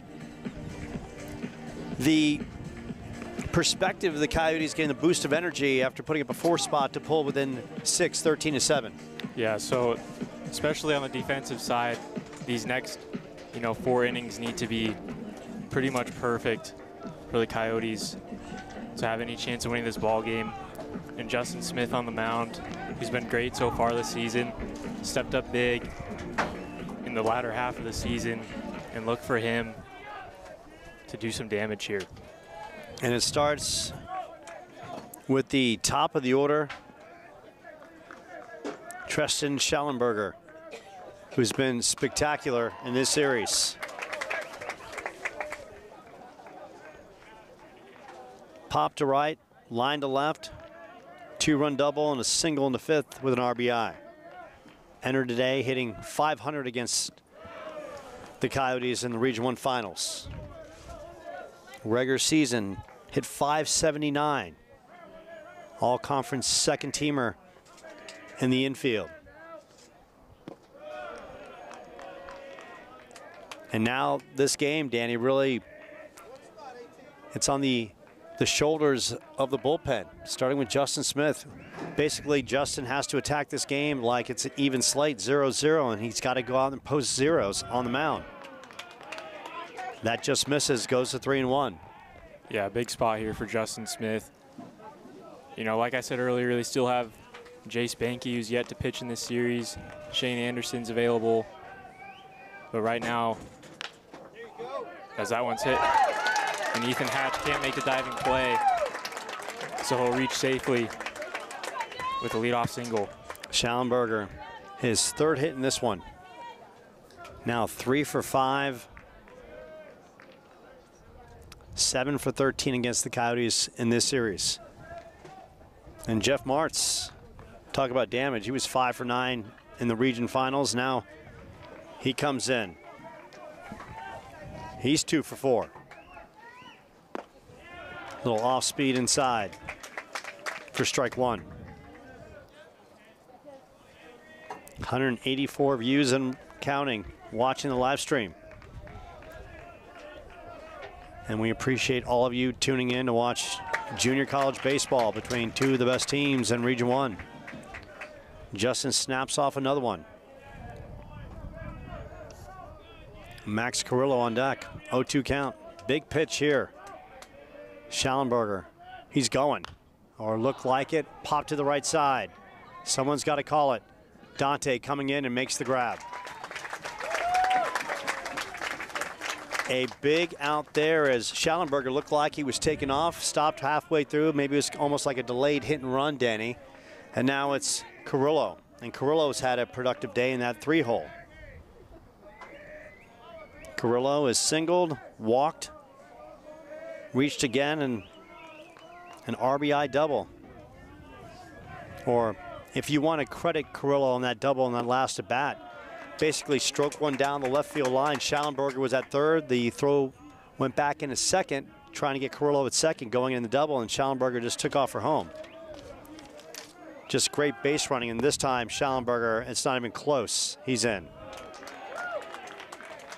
Schallenberger now with 22 stolen bases on the year. Just got the good jump on Justin Smith. And right now for the Geckos, offensively, they just want to pad on. Just keep getting a run here, run there, maybe a big inning, and put some cushion between them and the Coyotes. This one, lace foul down the right field line. A lot of ball game left. A lot of ball game left. Coyotes have the 6th, the 7th, the 8th, and the 9th to come up and do damage. But no question, Danny, bullpen's got to lock it up. Can't afford to give up any more crooked numbers. 0-2 pitch. Goes to 1-2. Jeter Mousy on deck.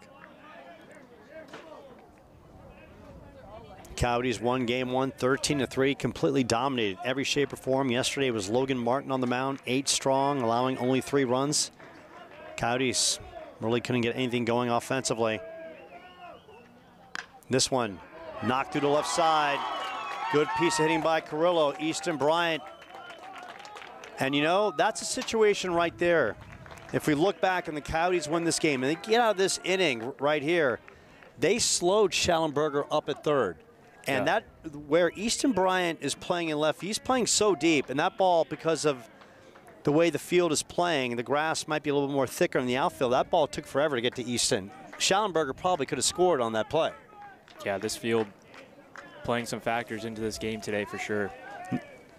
So Carrillo, another base hit Jeter Mousy. Rubleski tried to frame that one up.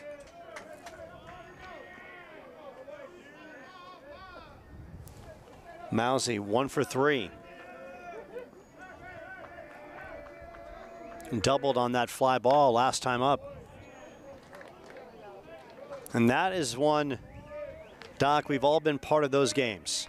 Someone hits a pop-up, they hit it sky high, Mother Nature, sunlight, clouds, you lose the ball and the ball drops in, and there's nothing you can do as a team. You just got to eat it and play on. 1-1 pitch, Smith. Looked like he took a little off. Mousy out in front, goes to 1-2.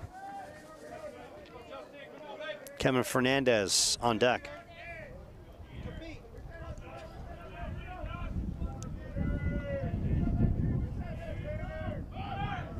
Runners going.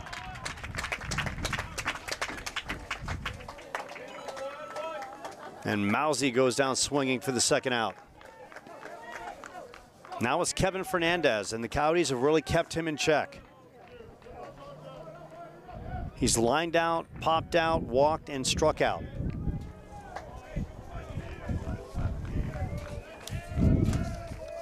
Windy, very windy. 1 for 7 coming into this game in the Region 1 Finals.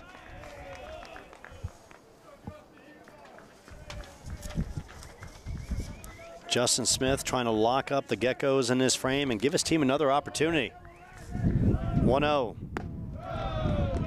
Inside. 13-7. Geckos with the lead.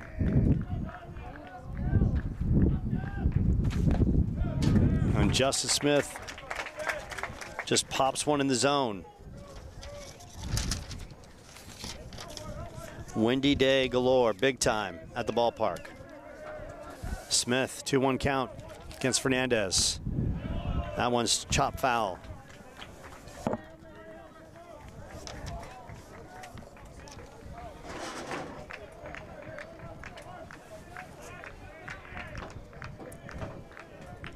Big pitch with a couple on. Geckos looking for more. That one in the turf. Rubleski thought about the throw down to third base. Schallenberger was leaning. Goes to 3-2. Big pitch here. Nolan Kutcher on deck. Doubled his last time up. Also a single in this game. He's 2 for 4. Justin Smith with a chance to get out of this frame. And strikes out Fernandez, and a big out by Justin Smith. The Geckos leave a pair, and that Coyotes bench explodes out of the dugout. High fives for all the players coming in. Coyotes ready to swing it. It'll be Easton, Dante, and Blake Tigas, followed by Ethan Hatch in the 8th hole. Coyotes trailing 13-7.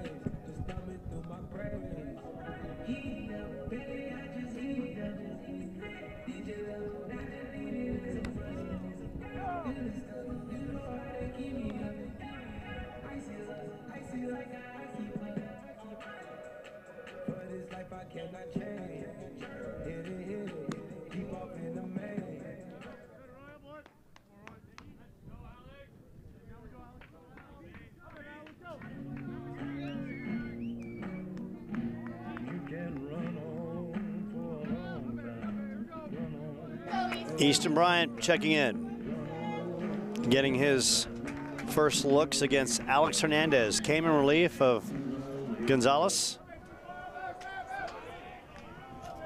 Coyotes played at a 4 spot in that 5th inning. Hernandez in that inning, 1 hit, 1 run, 1 earned, 1 walk. And there's plenty of activity going on in the Gecko's pen.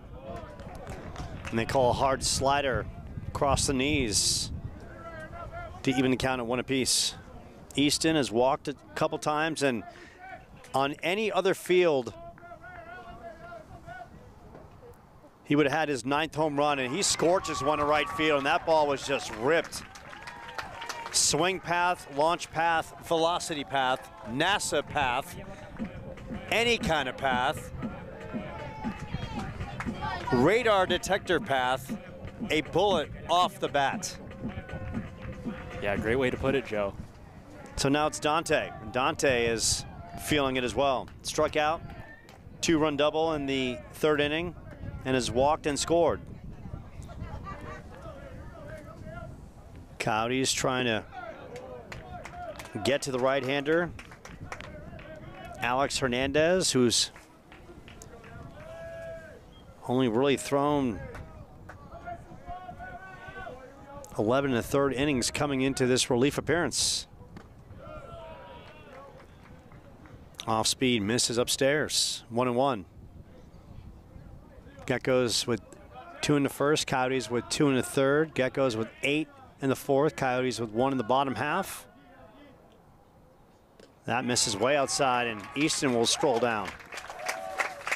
Geckos with 3 in the 5th, Coyotes answered with 4 in the 5th. And then Justin Smith threw a donut in the top half, stranding a couple runners.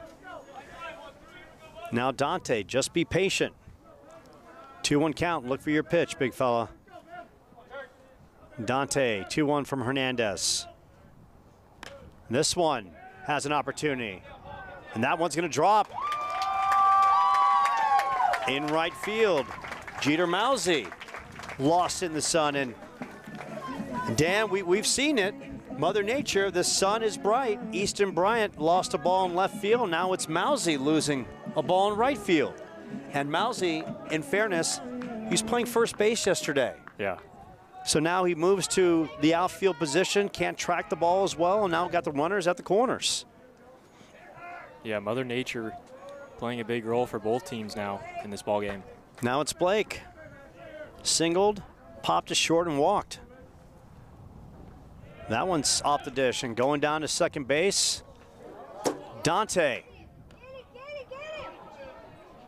And now Dante will get tagged out.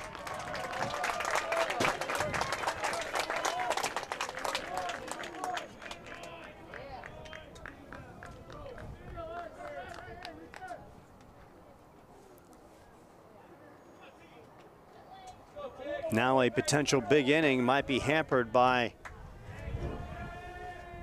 Dante getting tagged out on the delayed steal, and that one is down the third base line. And that's gonna bring in Easton Bryant. Blake digging for second. Blake on his way to third. Blake goes in sliding and beats the throw. The super sophomore second baseman. A big stroke down the line. It's now 13-8 with only 1 out, and Ethan Hatch stepping up to the dish.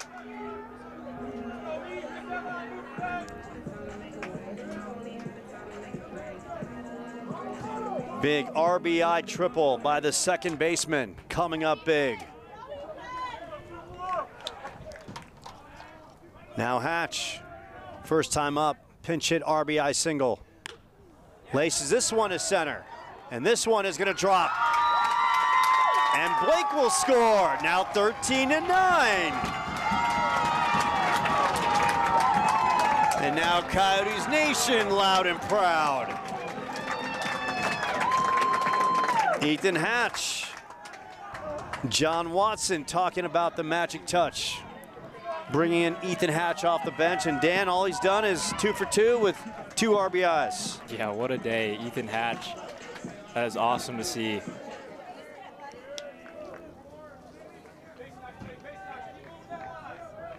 Now Zane Coggins. Now it's going to be Amir McGee pinch hitting. Amir 0 for 1 in this series. Amir skies this one down the right field line, giving chase. Mousy as well as Jeff Martz out of play. And this one far from done. Amir, 2 home runs, 6 RBIs, the sophomore. Big opportunity to provide some pop.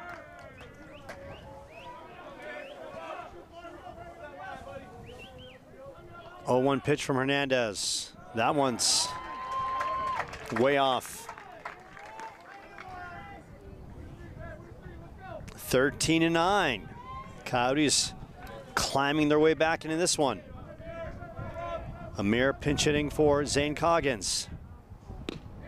Fastball by Hernandez. That's good. Hashizaki in the top of the order coming up, and the Coyotes turning the lineup around. Amir lays off, goes to 2-2. Ethan Hatch at first base. Only 3 steal attempts on the year, successful only 2 times. And Amir strokes one down the left field line, and that one is good. And that one hops over the fence. Amir comes through, a pinch hit double. Runners at second and third with only 1 out. And Coyotes Nation starting to howl and prowl. The team now within 4. As Rob Shabansky, the head coach of the Geckos, is going to the bullpen. Don't go anywhere. Region 1 Finals, must win Game 3. The Coyotes surging, now down 4 with runners at second and third here in the bottom of the 6th.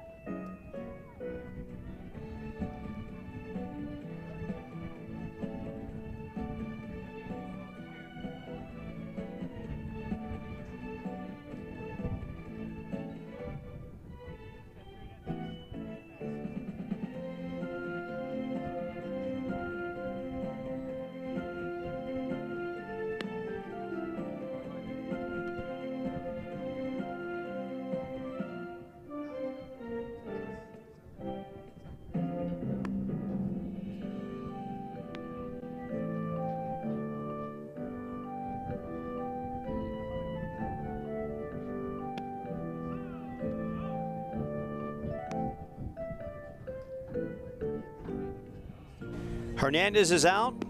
Rob Shabansky brings in the lefty, Wyatt Bauer, and he came in relief yesterday in the Geckos 7-3 victory in relief of Logan Martin, who once again was spectacular. 1 scoreless frame, a product of Corona del Sol High School, right in South Tempe in the Chandler area off Ray and Rule Road. Former Aztec, and he steps in a precarious situation with runners at second and third. Hatch at third, Amir at second, and what about the job by John Watson? Danny, couple pinch hitters, and Ethan Hatch delivers. Amir McGee delivers, and now it's the top of the order, and Bauer with that kind of herky-jerky, slow move. We saw him yesterday. He's going to pepper the ball on the outside part of the dish, especially to left-handed batters. Yeah, Bauer's going to be tough to face, but the Coyotes can just keep the chain moving. You know, good things are going to happen. Hosh at the dish against Bauer. That's fouled off. Hosh 0 for 3. Kept in check. He was 1 for 5 yesterday. 3 for 8 coming into today. Call it 3 for 11 now in the Region 1 finals. Regular season, absolutely loved Gecko's pitching. 524, 11 for 21, 7 runs, 3 RBIs, 2 stolen bases. 1-1 count. And Hosh lifts this one to center field. It'll be deep enough. But they're going to hold Hatch, and in that case,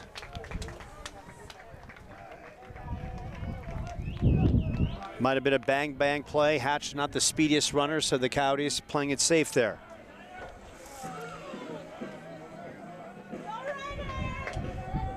So now it's Ryder Hancock. Ryder stepping in. Struck out, singled, doubled. He's 2 for 4.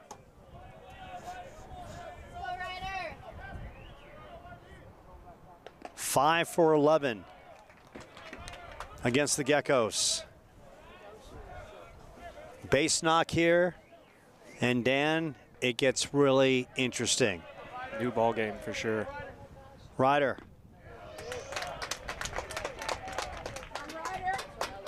And Bauer with that slow, herky-jerky delivery. Kind of lulls the batter to sleep, and that was a pitch, you know, Ryder wished he could have seen it again. 1-1 pitch. This one, sky to left.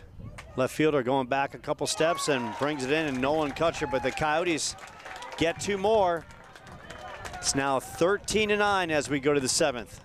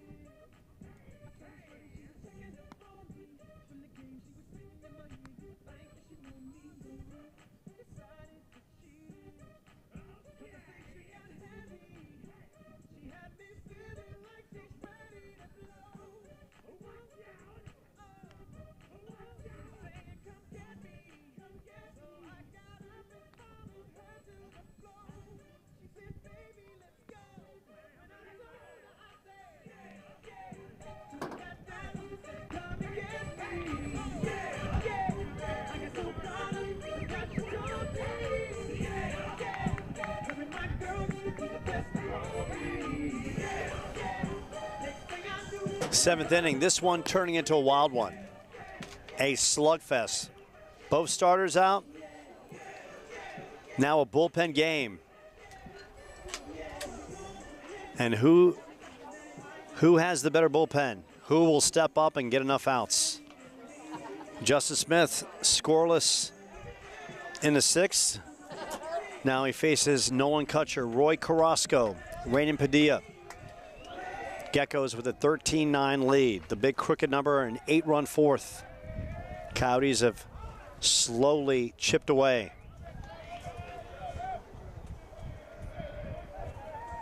Kutcher 1 for 4 on the day. Bounces this one, Zane Coggins. Make that John Enright, and Enright with the good throw over for the first out.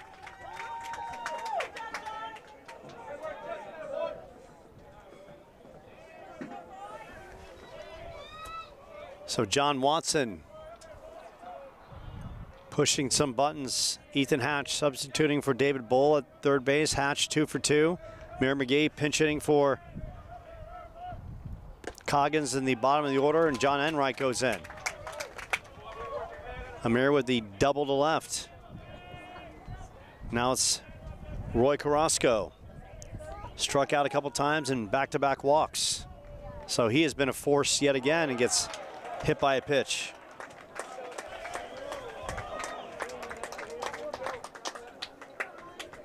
And stepping up, Raymond Padilla. And talk about a tremendous day for the young man. And then some. Padilla from Patagonia, Arizona, a sophomore. Hasn't played the first 2 games, and all he's done in this one, 2-run homer off Nick Fontaine, a base knock that started that 8-run fourth and had a bases clearing double in that same frame, and a walk as well. Rubo, and a good play by Rubo trying to freeze Carrasco and right. They got him in a pickle, and they get him out. Great job by the Coyotes. And look at Rubo all fired up. Great play by Rubo. And why? He ran up, froze the runner, Danny, and Carrasco was caught. Yeah, Rubo has been huge behind the plate today, being a wall back there. Couple throwdowns, caught some guys stealing, making a difference today. Padilla waves through the off speed. Andrew Hunt on deck. Justin Smith wheeling out of the pen. And Padilla works his way as Rubo couldn't handle the exchange. Ball was behind him. Now hopefully that won't come back to haunt the Coyotes. Coach, you guys with me? Andrew Hunt.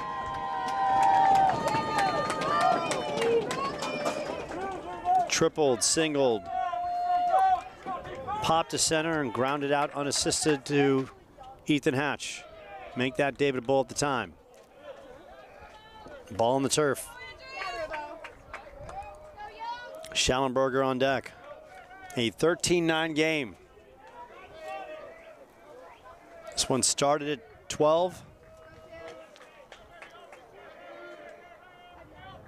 A little under 3 hours in. Plenty of drama. Coyotes look like they were left for dead, Danny. Down 13-3, now it's 13-9. Now it's Justin Smith, got to find the zone, goes to 3-0. Schallenberger on deck. Outfield, deep straight across. A 4-pitch walk to the 9th hole hitter. Now it's Schallenberger, and Schallenberger has really found his way against the Coyotes in this one. Now John Watson's going to have a conversation and with his right-hander. No activity in the pen as Schallenberger is about to step in. He's 2 for 5. 4 for 8 against the Coyotes in this Region 1 Finals starting the day. And Dan, as John Watson makes that trip to the mound with runners at second and first, and Schallenberger, who's been so good, followed by Jeff Martz, who's been so good against the Coyotes. What's the message to Smith, the right-hander? Yeah, Watson probably most likely trying to slow this game down for Justin Smith and just reassure him that this game is in his hands. And, you know, he's put up a couple of very competitive innings, and he's got 2 outs here, so he needs to pitch right here to Schallenberger and get this out. We appreciate all the good people dialing in for this Region 1 Finals between the Geckos and the Coyotes. That one off the turf. 13-9. Padilla at second. Hunt at first. Schallenberger 2 for 5. 2 outs. Justin Smith trying to work his way out of trouble. This one laced, just foul down the third base line. Schallenberger's popped to right, line to left. 2-run double, RBI single in the 5th, and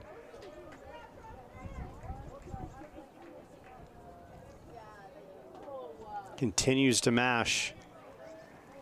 Coyotes pitching. It's Steps in, 1-1 count. Outfield, medium depth. Easton Bryant deep and left. Slider. Off the plate, goes to 2-1.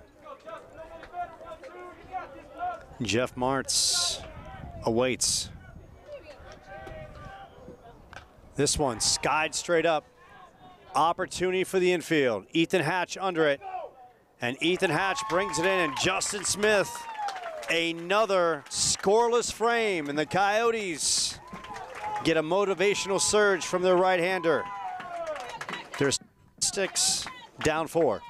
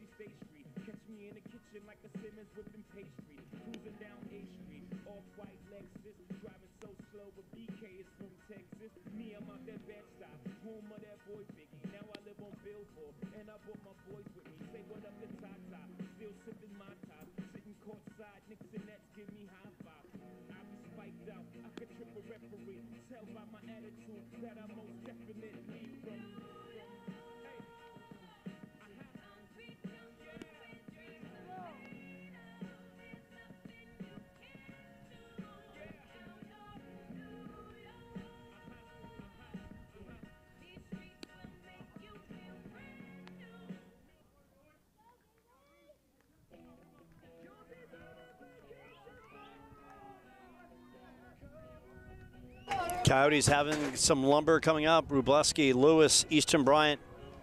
They're trailing by 4. Wyatt Bauer, the left-hander, the crafty one from Corona del Sol, now on the mound. He follows Alex Hernandez, short-lived out of the pen. This one laced through the left side, and Rubo starts it off in a nice way. Sharp single to that left side. Rubo now 1 for 2. Here comes Tate Lewis. Tate 1 for 4. Among the league leaders in home runs and RBIs in the conference. And Bauer trying to get him to chase. And if the Coyotes right-handed batters can be patient here, Dan, go deeper in the count, and maybe they work Bauer into a detrimental inning for the Geckos. And this one skied a mountain mile high, and it drops right between Andrew Hunt and Nolan Kutcher.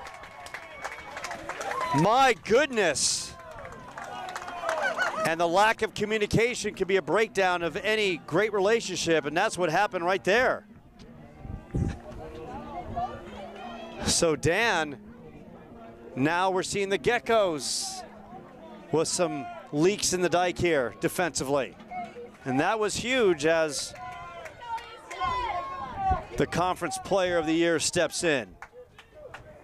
All right, look at turn 2, defense, let's go. Easton, 2 for 2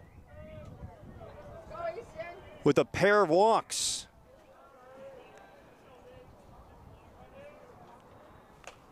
And Easton fouls that one off as Bauer tried to jam him up inside.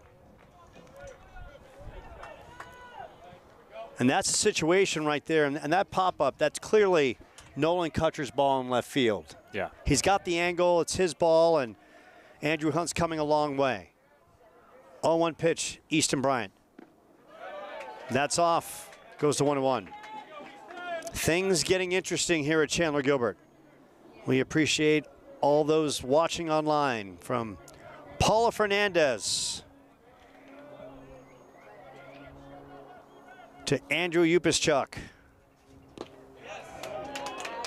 And it goes to 1-2. How about Ernie Bracamani, class of 02 and 03? Appreciate you dialing us up, Ernie. 1-2 pitch to the Conference Player of the Year. Bauer against Bryant. And Bryant lays off. Lays off that slow changeup on the outside corner. Outfield deep, respecting the Conference Player of the Year's power to all fields. 2-2 pitch.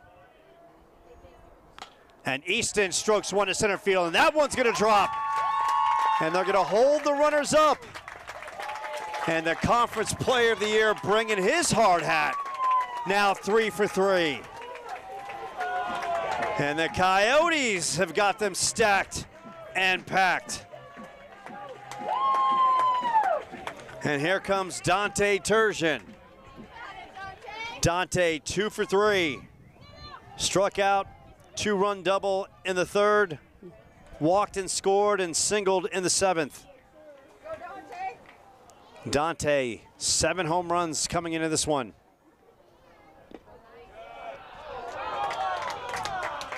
Call that slider inside for strike one. Dante, 42 RBIs, 297. The average keeps going up and up on his way to Stephen F. Austin. And Dante lifts one deep left. The runner at third will tag up. All the runners will tag up, and Dante does his job. Now 13-10. Great job from Dante there. Moving all the runners, getting that ball deep enough. Great job. Inning far from over. Blake having a big day, singled, popped a short, walked, and knocked one down the left field line for a triple. And Bauer trying to go away from the Coyotes second baseman. Entered today hitting .301. Now a 13-10 game. You want runs, you've got them. You want more runs, you're gonna get it. Bauer trying to work that outer half of the dish, and the patience so good by the Coyotes second baseman. Outfield, medium depth in center and right. Kutcher deep and left. Inside, and Blake lays off. Ethan Hatch on deck. Wyatt Bauer looking for Roy Carrasco to go through the signs again. 3-0 pitch. Slow breaker. And Blake did the right thing, Dan. 3-0, you got to be taking that situation. Yeah, it's a good take right there. Slider, it's going to be a tough pitch. 3-1. And Blake shoots one up the middle. Carrillo, backhand, bang, bang play. And they rule him out at first base. Carrillo, yet again, an outstanding play, robbing Blake Tigges of a base hit. But another run's in. It's now 13-11. And Max Carrillo, in the course of this one, Dan, has been outstanding. Rob Rubleski of an RBI and a base hit in previous innings, and now does the same against Blake Tigges in this huge frame. Exactly, yeah. Playing a huge role into this game, and certainly a couple more runs could be across for the Coyotes if it weren't for him. Ethan Hatch at the dish. Ethan waves through one. Now a 13-11 ball game. Great speed on the base path with the mountain of the man, Easton Bryant. And this one, opportunity. Is this one gonna drop? And this one will be caught by Andrew Hunt. But the Coyotes get a pair. It's now a 13-11 game as we go to the 8th.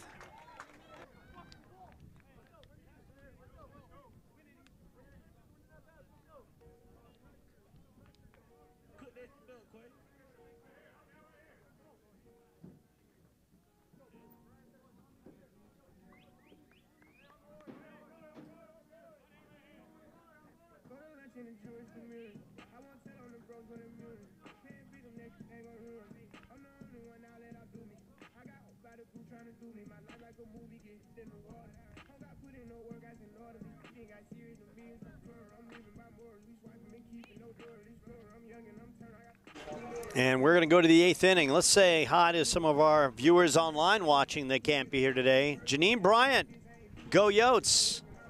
How about Nick Carr doing the same?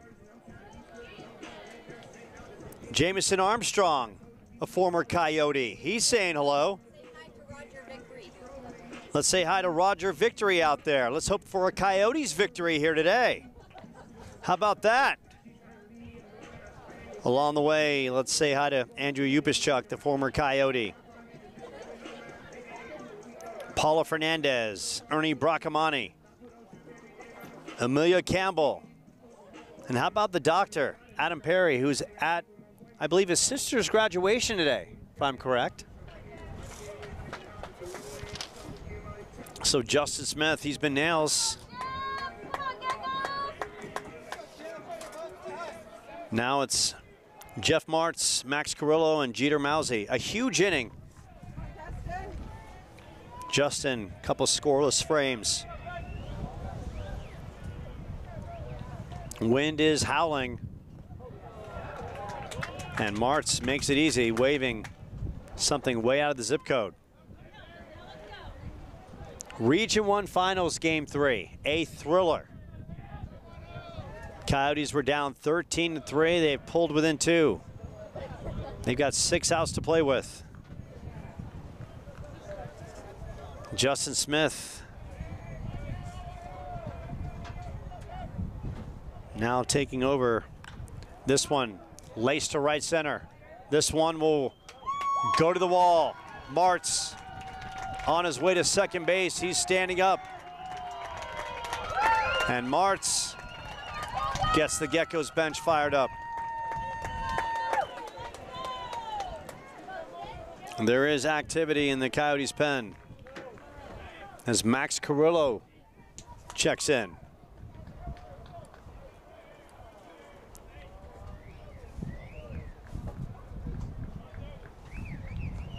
Carrillo been a force at the dish. 3 for 4. Just can't get him out today. Easton deep and left. Justin trying to focus in on the batter. Carrillo showed bunt for a split second.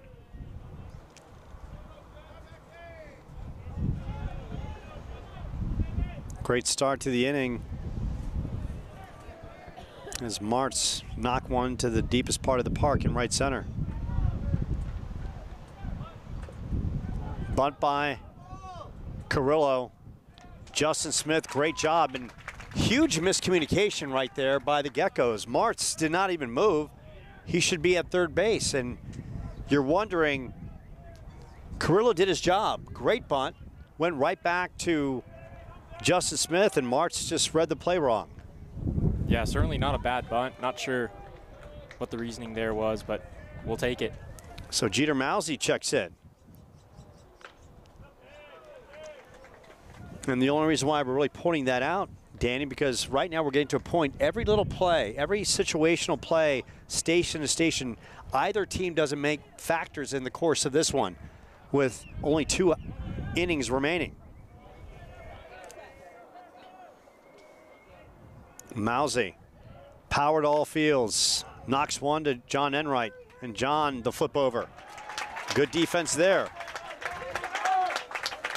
And you don't want to speculate, but if Martz moves to third on that bump by Carrillo, he scores right now, unless the Coyotes would have brought the infield in. For sure, yeah, that's definitely could have led to another run there for the Geckos. Kevin Fernandez will not hit here. Instead, Rob Shabansky is going to go to his bench. Looks like a pinch hitter, and that's going to be number 14 checking in. James Warren, 229, 1 home run, 8 RBIs. And one thing here, Dan, the Coyotes, Easton Bryant so deep and left. At this point, you're down 13-11, 2 outs. Do you bring the outfield in just a tad? Yeah, I mean, with 2 outs especially, you know, that run at third, if it's a pop fly, he's not going to score anyways. So having them there, eliminating the doubles is probably the best decision for the outfield. So off speed for strike 1. Justin Smith trying to post yet another 0 on the scoreboard out of the pen. Way outside.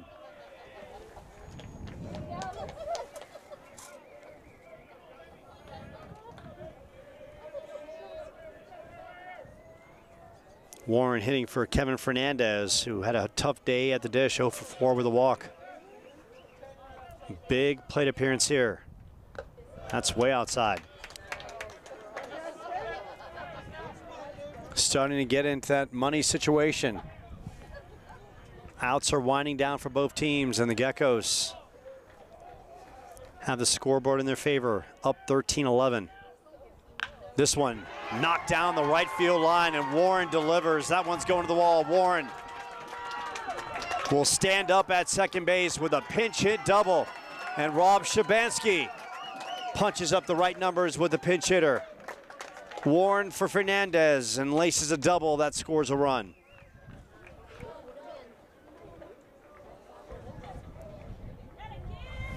Huge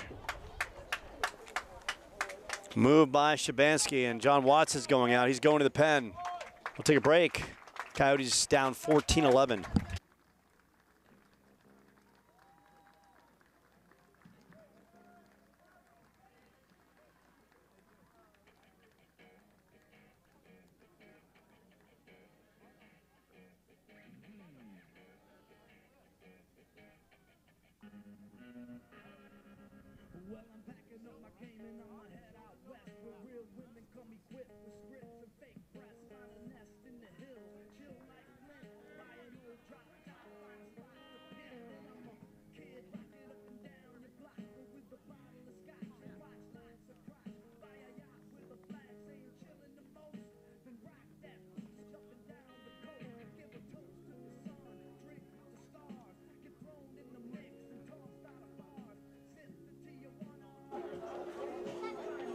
New pitcher for the Coyotes, it's the right-hander, Shane Anderson, making his first appearance in this Region 1 Finals. Anderson, on the year, he's been a thoroughbred out of the pen. 0-4, 22 innings of work. 12 runs allowed, 12 earned. 8 walks, 27 strikeouts, ERA of 4.09, has pitched so well of late. He's got a fresh arm, he's got a fresh cannon to work with. And Anderson has seen some action against the Geckos back on February 20th. Actually, Anderson did not see any kind of work on that day, so looking at the stats as we're absorbing them as we go. First appearance.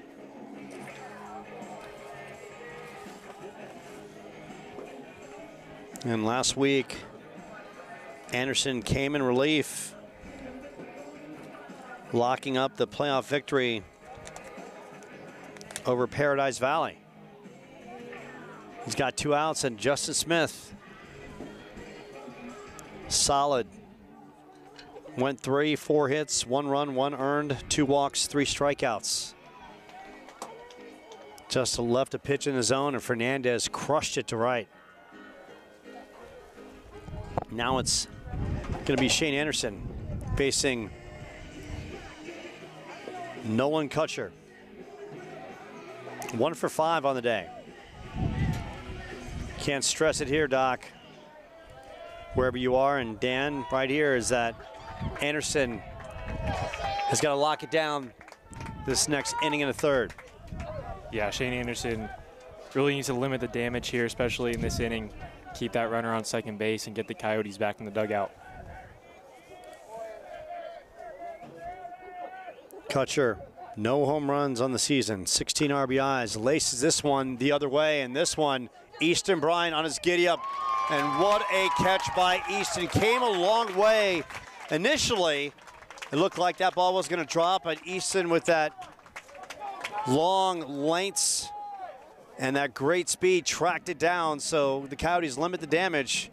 They go to work, trailing by 3 with 6 outs left to play with.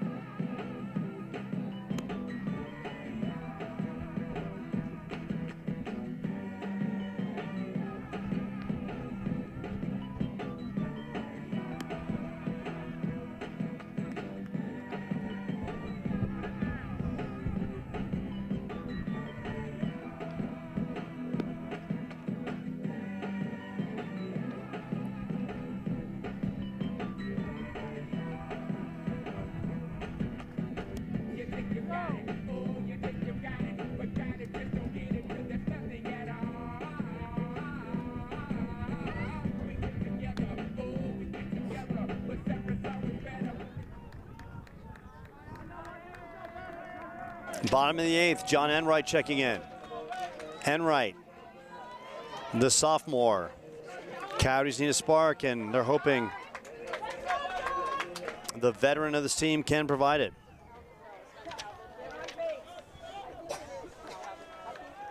John stepping in from off the bench.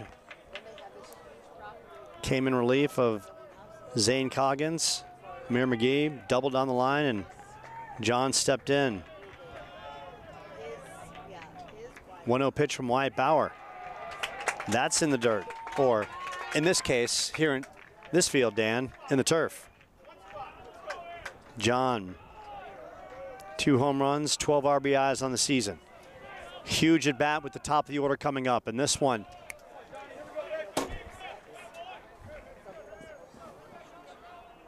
And Enright swings at the 2-0 pitch. Goes to 2-1. Nolan Kutcher deep and left. And Bauer snaps one off. Goes to 2-2. Now John Enright has to hit under duress. 2-2 pitch from Wyatt Bauer. That one in the turf. Goes full. Top of the lineup. Hashizaki, Hancock, Wrubleski, Lewis, Bryant, Turgeon. Oh, wait. This one, tap foul down the third base line. Coyotes fan base rooting John on. 3-2 pitch from Wyatt Bauer, the former Aztec. And that's off the dish, and John Enright works the walk. Great work by John Enright.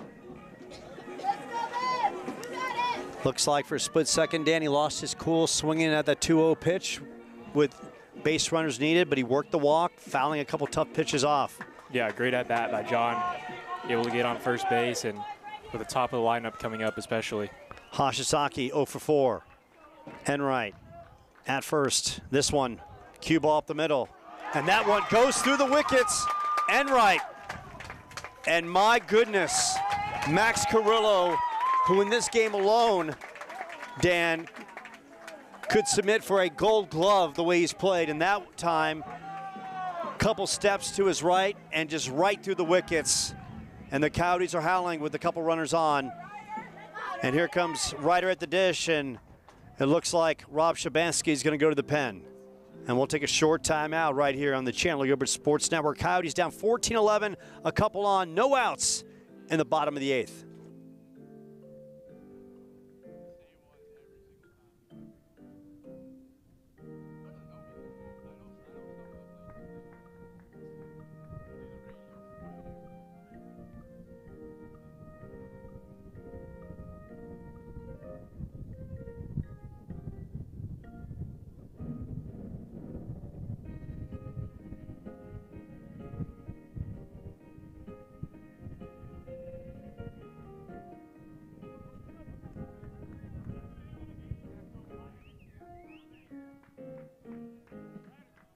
Rob Shabansky, the head coach of GateWay, maybe buying some time for his bullpen. Bauer staying in. So it's a lefty-lefty matchup. And if you're at the ballpark today, we ask you to hydrate and wear your sunblock to protect your skin, because protecting your skin is a vital part of aging accordingly. Needs to say, Ryder Hancock stepping in. 2 for 5. Popped to left his last time up. Enright at second. Hashizaki at first. Outfield, medium depth. Kutcher almost in left center. In left. First pitch from Wyatt Bauer. That slow 80-mile-per-hour fastball, Dan, plugs the zone for strike one. Jake Wrubleski on deck. 0-1. And this one, sky to right. Andrew Hunt brings it in. Ryder a long out to center field. Wróblewski and Tate Lewis. Coyotes need a big knock. Wróblewski checking in. 1 for 2. 9 home runs on the year, 50 RBIs. Way off the dish. Wróblewski started the day at 410, second in the conference. 5th in RBIs with 50. 5th in home runs with 9. That one off the dish. And that right there, Danny, you can tell Bauer, that's going to be his MO. He's just going to work that outside and try to get the Coyotes right-handed batters to chase. And that time, Rubo a little over anxious as that one was out of the zone. Yeah, we've seen that from most of the Get-Go's pitchers today, working that outside corner. And that one way out of the zone. Goes to 2-1. Tate Lewis awaits. Jeter Mousy, shallow and right. 2-1 pitch. This one scorched to the third baseman. And the throw over. And a good play by Jeff Martz. And Raynon Padilla with a fantastic play. Gets the force out at third, and Wróblewski comes up slow at first base. Now John Watson and the trainer will come out as Rubo fights it off, and that ball was tattooed, and Padilla came up with a big play. Not an easy play, tight one hop, and he fielded it perfectly. And Rubo is walking it off, and he's a gamer, all conference first teamer. He's not checking out.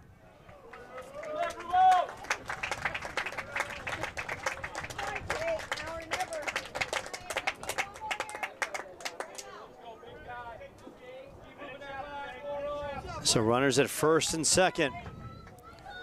Tate Lewis checking in, 2 for 5. And just a matter of hitting the ball in the wrong spot, and Padilla, great glove work. Sophomore has really stepped up for his team today, offensively, as well as the great glove play in that situation with Wróblewski. And Bauer off speed. Tate swings through it.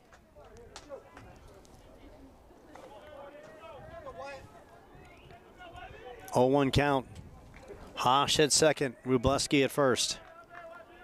14-11 ball game. Bauer way outside.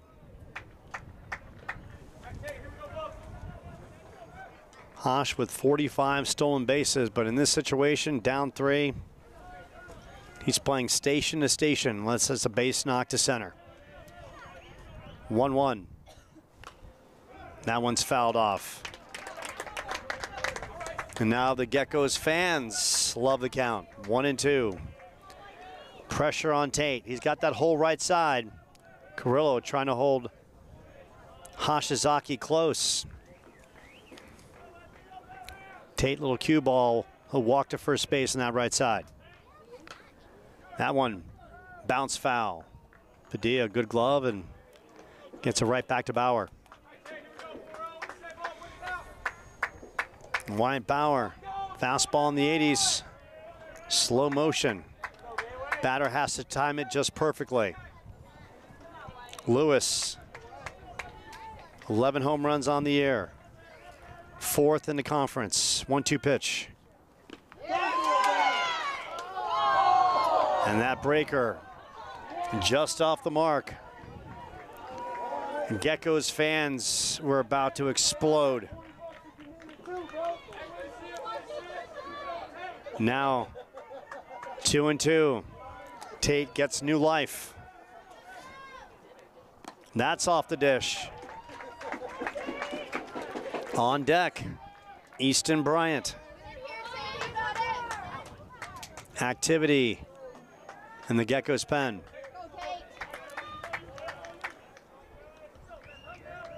Big 3-2 pitch. And that one's in the turf. And they are loaded up.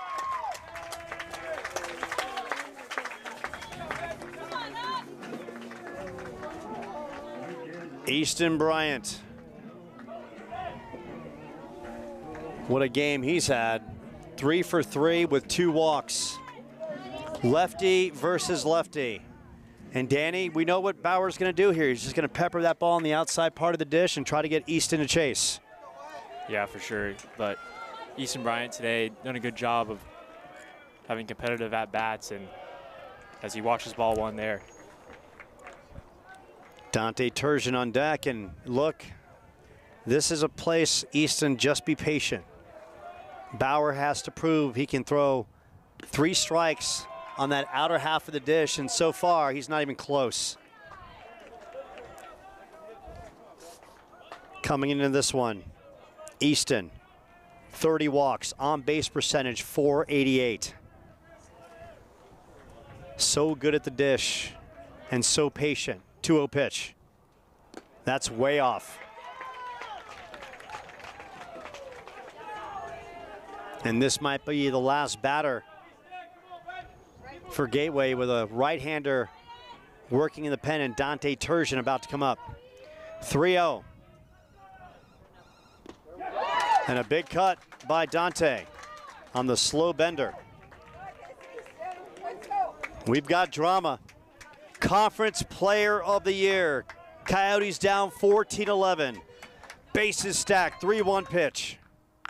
Dante rips one down the right field line, just foul. Easton just missed his 9th home run earlier in this one, knocking it off the monster in center field. 3-2 pitch, Bauer to Bryant. That one's fouled off. The Conference Player of the Year, sticking a quality AB. Outfield, deep across the way, respecting the power of the former Campo Verde Scar. Bauer versus Bryant. Way off the dish. Hashizaki scores. Now 14-12.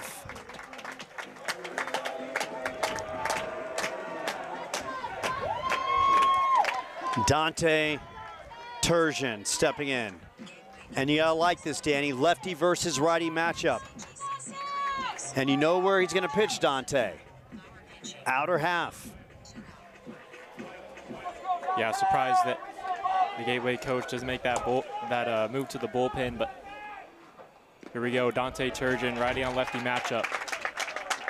And what are the Coyotes doing? Working deeper in the order, giving themselves an opportunity maybe to come back around yet again in the 9th. Dante, 2 for 3. That's way off, not even close. Wróblewski at third, Lewis at second, Bryant at first. Dante at the dish. That almost hits him. It goes to 3-0. And you got to figure here, Dan, as Roy Carrasco goes out to talk to Wyatt Bauer, 3-0 pitch, Dante has got to be taking here. Yeah, definitely. You got to take here. Plenty of drama. Coyotes were once down 13-3. It's now a 2-run game. Bases stacked in the bottom of the 8th.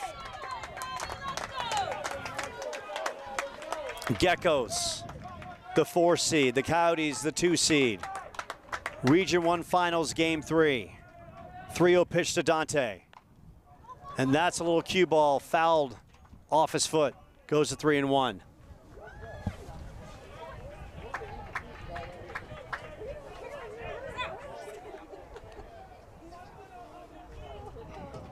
Now Dante, he's got to get beaten twice.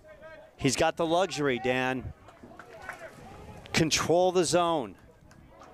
Make Bauer come to him. Bauer locked up Dante with that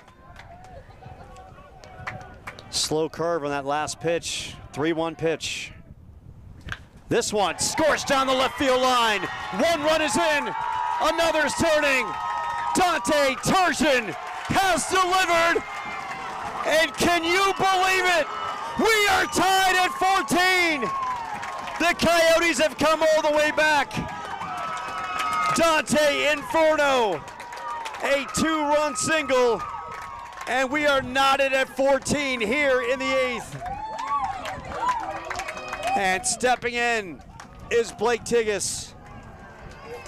The Coyotes once left for dead, trailing 13-3.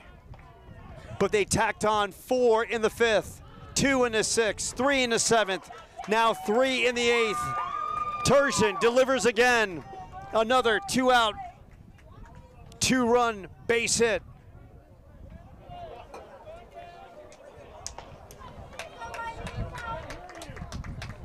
And now they're going to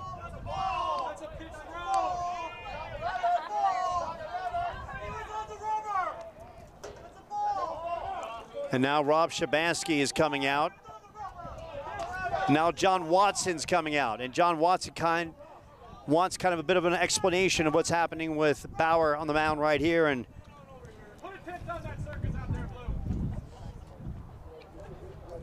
now Bauer. Now the umpire is going to talk to Bauer. And Dan, break down what we just saw. It was almost like Shabansky was telling Bauer just to throw a pitch, almost as if they were trying to intentionally walk Blake for a second. Now the umpires are talking. Danny, break it down on what's transpiring. Yeah, so I'm not too sure. It could have been some sort of intentional walk, but most likely it could be some sort of appeal saying that one of the Coyotes may have missed home plate. So they do call a ball on the pitch because he was on the rubber when he went to appeal the home plate, so it will count as a pitch. There you go. So as of now, the Geckos, Bauer staying in the game, and we are tied at 14, and the Coyotes have come all the way back from a 13-3 deficit, and they are still howling with runners at first and second. And Blake in this game, he's 2 for 4. And now the Coyotes on the base path. Brian and Turgeon will talk things over. And that Coyotes bench, they're coming up. They're loud and proud. Home teal and black, excited. And a meeting on the mound.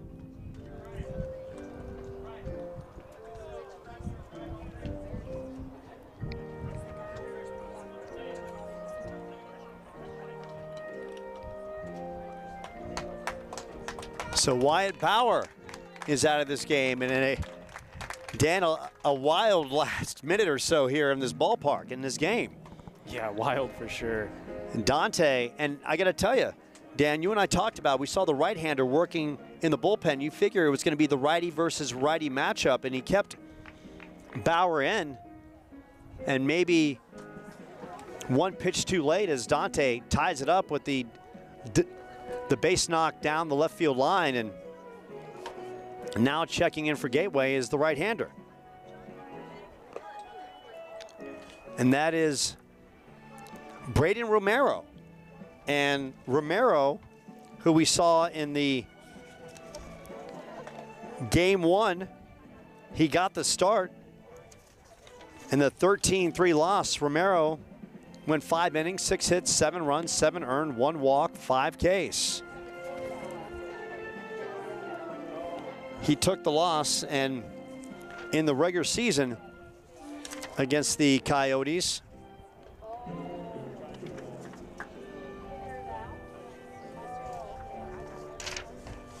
as I track things down,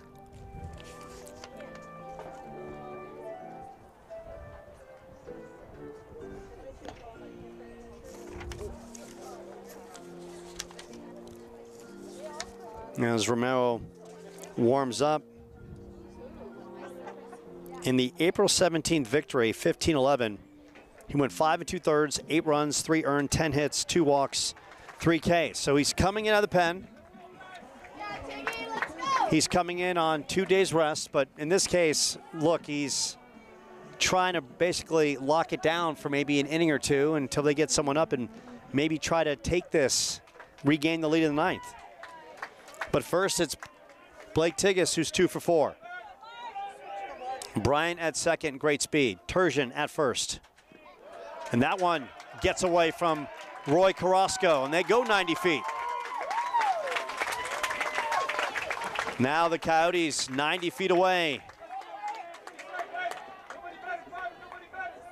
And let's give a shout out to the Coyotes fans. Amelia Campbell, Morgan Johnson, the doctor, Cameron Nia, Josh Anderson as well. We appreciate you all watching right here. And Blake, ground ball to short. And the throw over. And a great pick at first base by Jeff Martz, bailing Schallenberger out.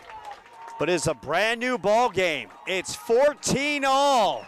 We go to the 9th. Coyotes Nation loud and proud.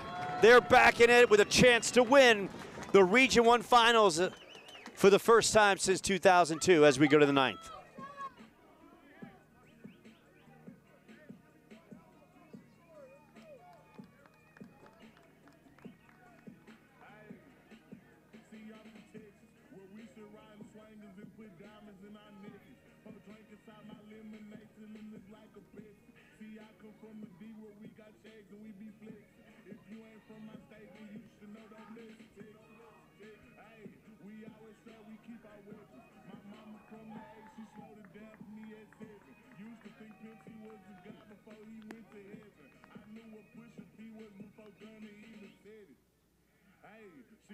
Taught me keep my weapon and never trust them to throw up because it's expected. No killers from the country, they ride horses in folks' service. Got in the East, ride ATVs with Mac 11.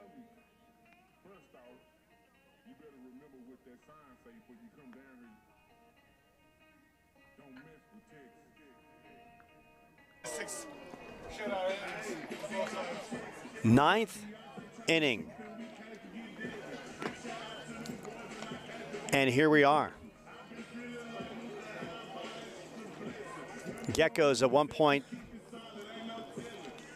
led 13-3, and the Coyotes bullpen 6th through the 8th inning have allowed only 1 run, and the Coyotes have slowly battled back.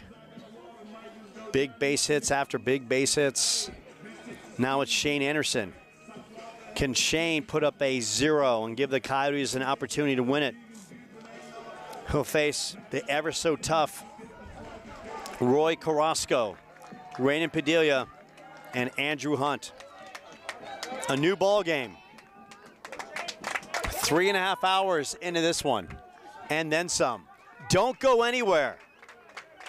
Fire up your microwave popcorn and go back online and keep watching.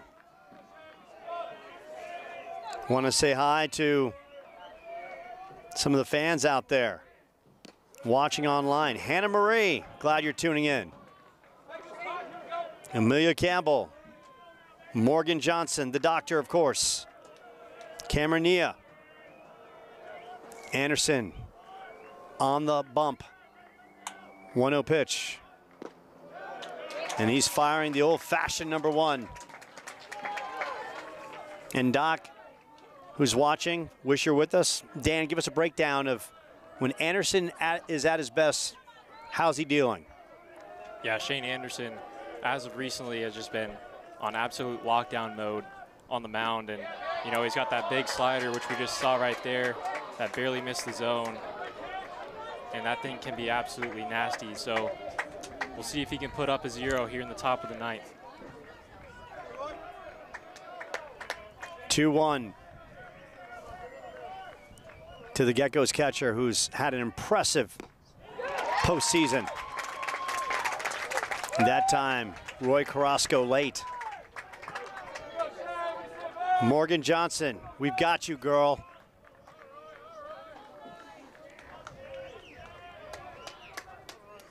Special shout out to Braden, who's watching for Geckos Nation. 2-2 pitch from Anderson to Carrasco.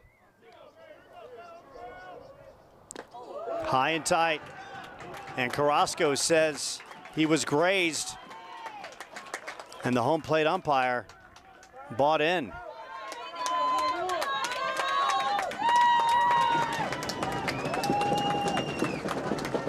And Dan, look, I have no problem for Carrasco to sell that, but that's the home plate umpire's call to make that initially.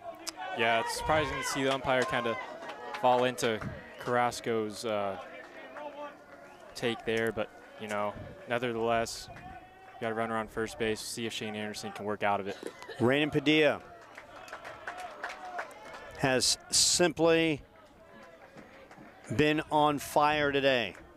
Getting the start, a 2-run homer, a single that started the 8-run fourth and cleared the bases with a 3-run double in that frame. Added a walk and a double. Just an incredible performance by the young man getting the start today. He's got a 2-0 count. We want to say thank you so much to Stan Anderson. Appreciate you and the kind words, Thunder Stan. We love bringing it. We appreciate you watching it. Morgan Johnson, stand up, Yotes Nation. 2-1 pitch from Shane Anderson. Now when he blows the fastball right by Padilla, it goes to 2-2. Padilla's delivered for Coach Shabansky all day today.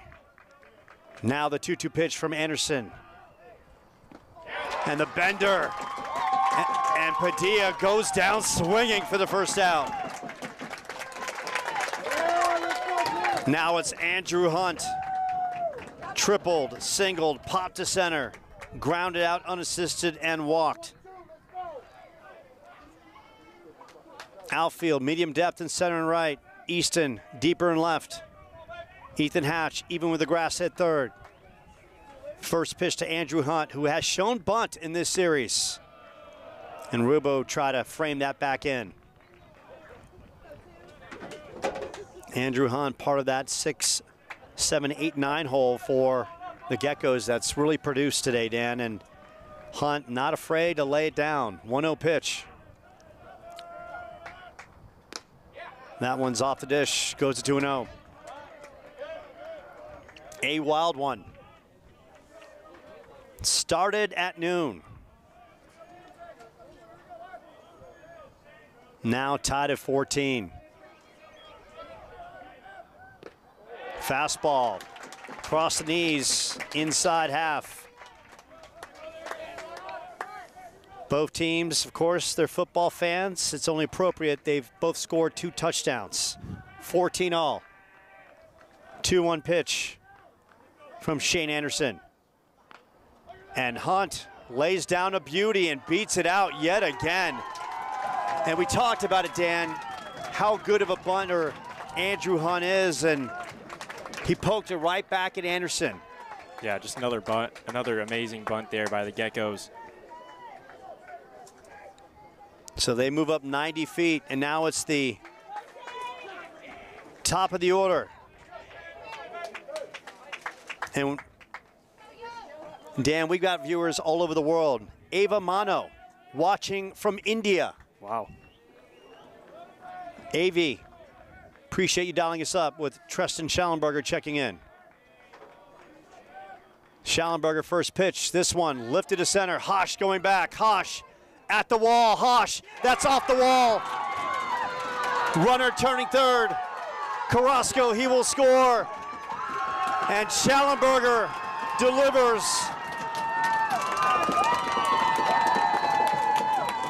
An RBI single as Hosh comes up slow in center.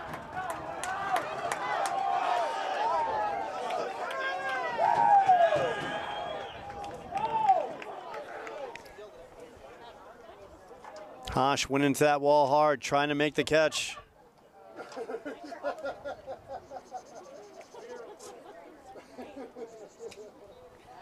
Now the trainer and John Watson are going to go out and check on the star center fielder for the Coyotes. We'll take a short break here on the Coyote Sports Network.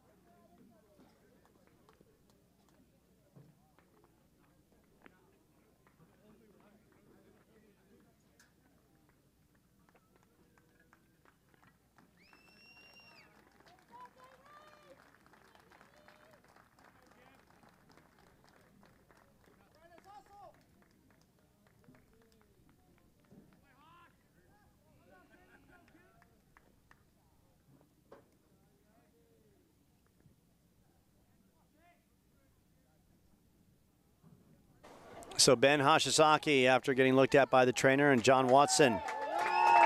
Hosh, okay. Let's go, Jeff. So Tristan Schallenberger delivers yet again, and what an incredible day for this young man. 3 for 7, 3 RBIs, 2 runs scored. He was 4 for 8 coming into this game. 7 for 15 in the series in the Region 1 Finals. All-conference second-teamer at shortstop. Now John Watson having a discussion. Now 15-14 Geckos, and Jeff Martz at the dish. Martz, he was 5 for 9 starting the day against the Coyotes. 3 for 6 today. 8 for 15 in this series against Chandler Gilbert. And Max Carrillo on deck. Big shout out to Russ Luce, the AD of Chandler Gilbert.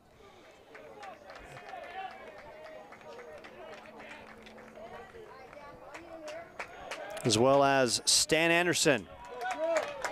Now it's Shane Anderson taking on Jeff Martz. And Martz eager and out in front for strike 1.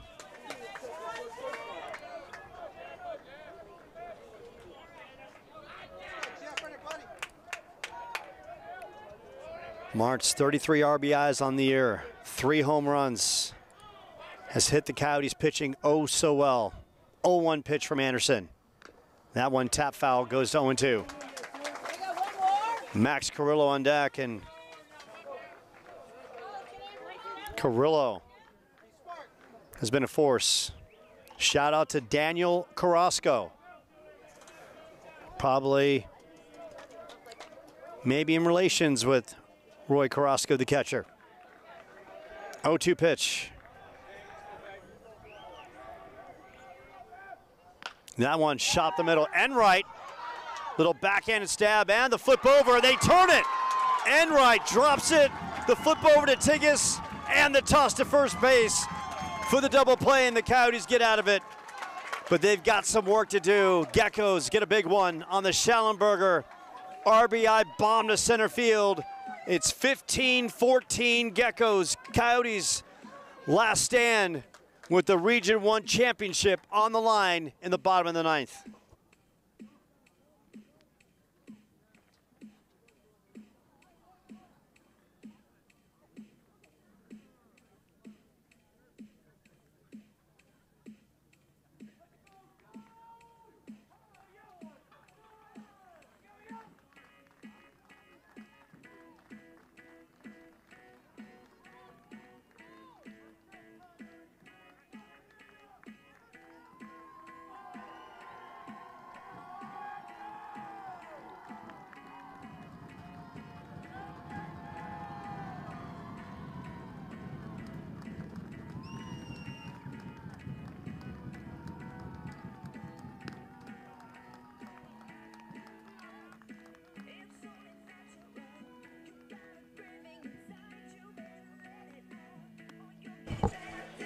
So this is it. Thunder Dan, the Region 1 championship, goes down at the bottom of the ninth. Coyotes trailing 15-14. Due up for Chandler Gilbert. It's going to be Ethan Hatch, John Enright, and the top of the order. On the mound for the Geckos, once again, a pitcher that's heart is so tremendous, he will bring everything and then some. And that is Jeffrey Martz, the right-hander. ERA 4.76. And we're just going to verify that is Martz on the mound. Slider off the dish. Martz, 11 1/3 innings pitched. 15 hits, 7 runs, 6 earned, 7 walks, 16 strikeouts. That's off the dish. Martz, 4.76 ERA. 2-0 count. Martz again, Hatch. That pumps it. Coyotes fans thought it was up.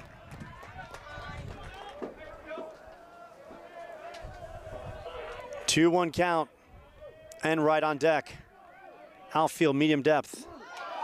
And Martz pops a bender, goes to 2-2.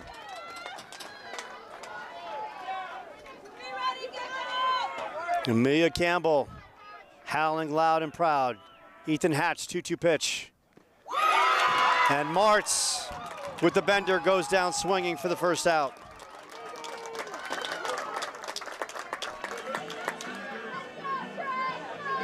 And now checking in for John Enright. It's going to be Trey Mandina, one of the fabulous freshmen on this team. And Mandina, what a freshman season he's had. 358, 1 home run, 10 RBIs. In the Paradise Valley series, he took a fastball off his face, had to sit out. Game 3, that's off the dish. Carrasco tried to frame that on the dish. Paula Fernandez, Bonnie Lewis, appreciate you dialing us up. Go Yotes. 15-14, Hashisaki on deck. Jeffrey Martz, limited work. And that's upstairs, just high. So Martz, just like how he started Hatch, went to a 2-0 count. Danny now, see if he can reel it back in. Coyotes need a base runner.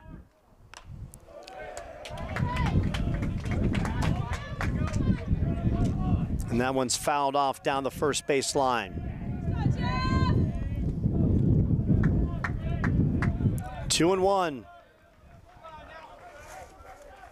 Carrillo playing up the middle as Mandina goes to 3-1. Now the Geckos fans with some words of wisdom for the home plate umpire. 3-1 pitch. Mandina fouls it off with a healthy hack. Coyotes down 15-14. Trey Schallenberger with the go-ahead RBI single in the top of the ninth of Shane Anderson. 3-2 pitch. And Mandina just gets a piece.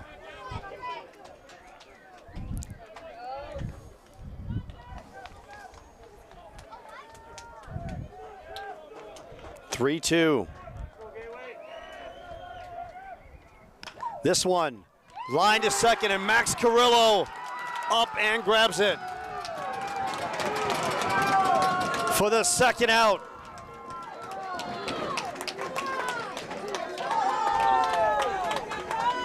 And now the season comes down to all-conference first-teamer Ben Hashисaki on his way to SFA.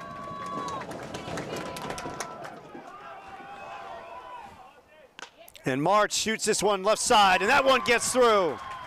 And it's not over quite yet. Hashisaki laces that one through the left side. And that was Martz who came in the last inning. Not Romero, it was Martz. Apologize for the Geckos fans out there. So now it's Ryder. 2 for 6. Hash, great speed, a shot in the gap, he will score.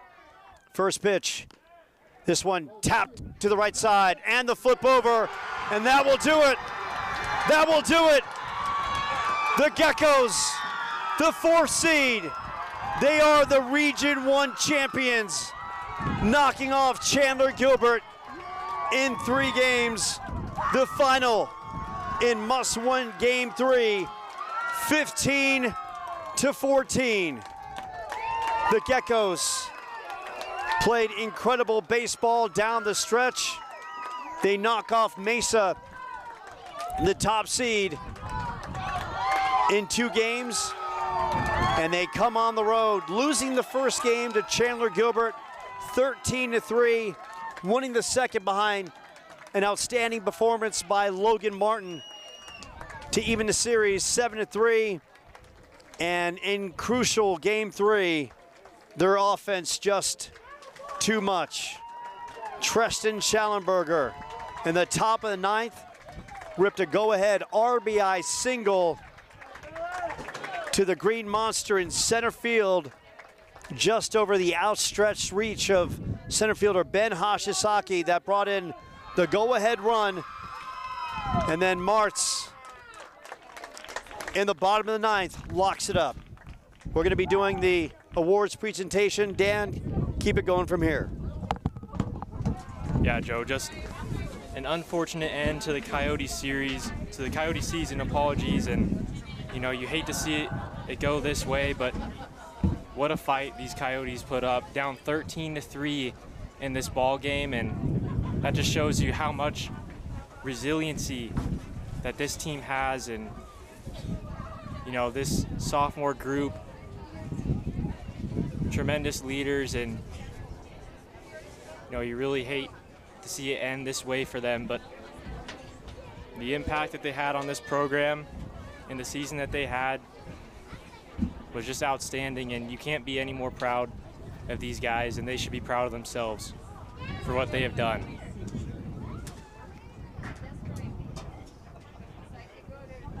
So right now we're currently waiting on the awards ceremony. Both teams huddled up on their side, on their respected side of the field, talking over the tremendous series that they just played. But once again, you can't be any more proud of these Coyotes in the season that they had. Just outstanding. So we'll go ahead and keep it here for now. Thank you everybody for tuning in, and thank you for a great season.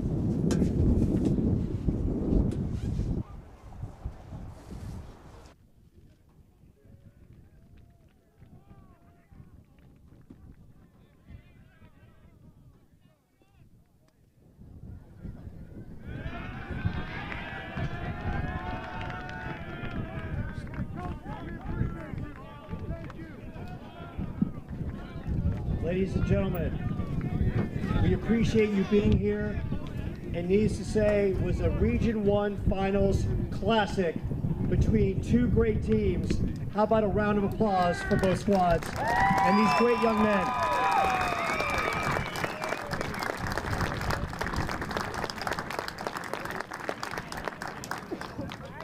Just a tremendous effort on both sides. And now for the Region 1 runner-ups, Chandler Gilbert, John Watson, and the Coyotes.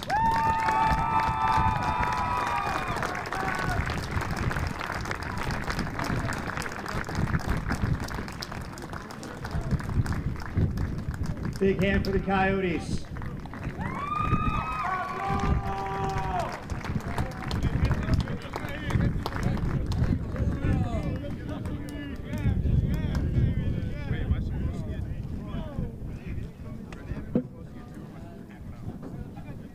And now, your Region 1 champions, who dropped the first game 13-3, got an outstanding pitching performance by Logan Martin in Game 2,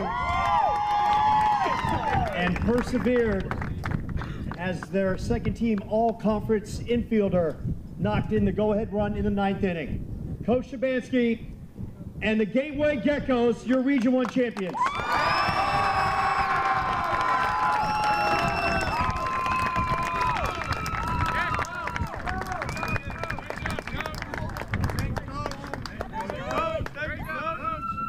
And now your MVP for the Geckos, a young man who has just been stellar behind the plate, came up big for the Geckos against Mesa, not only doing the job as a general, guiding this pitching staff, 5 for 7 against Mesa, knocking off the top seed. Then in the postseason against Chandler Gilbert, just a thorn in the side of the Coyotes in the lower half of the lineup. Big hand for your MVP of the Geckos, the catcher, Roy Carrasco. Big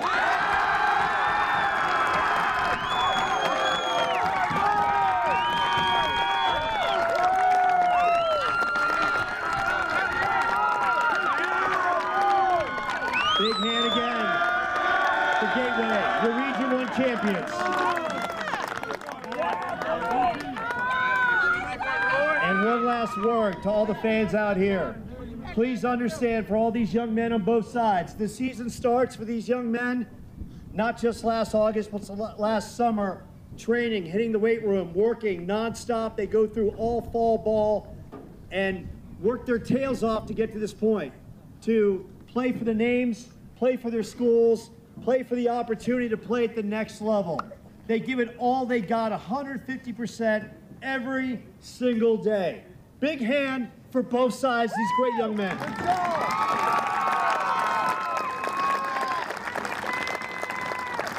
job, Coyotes. Good job, guys.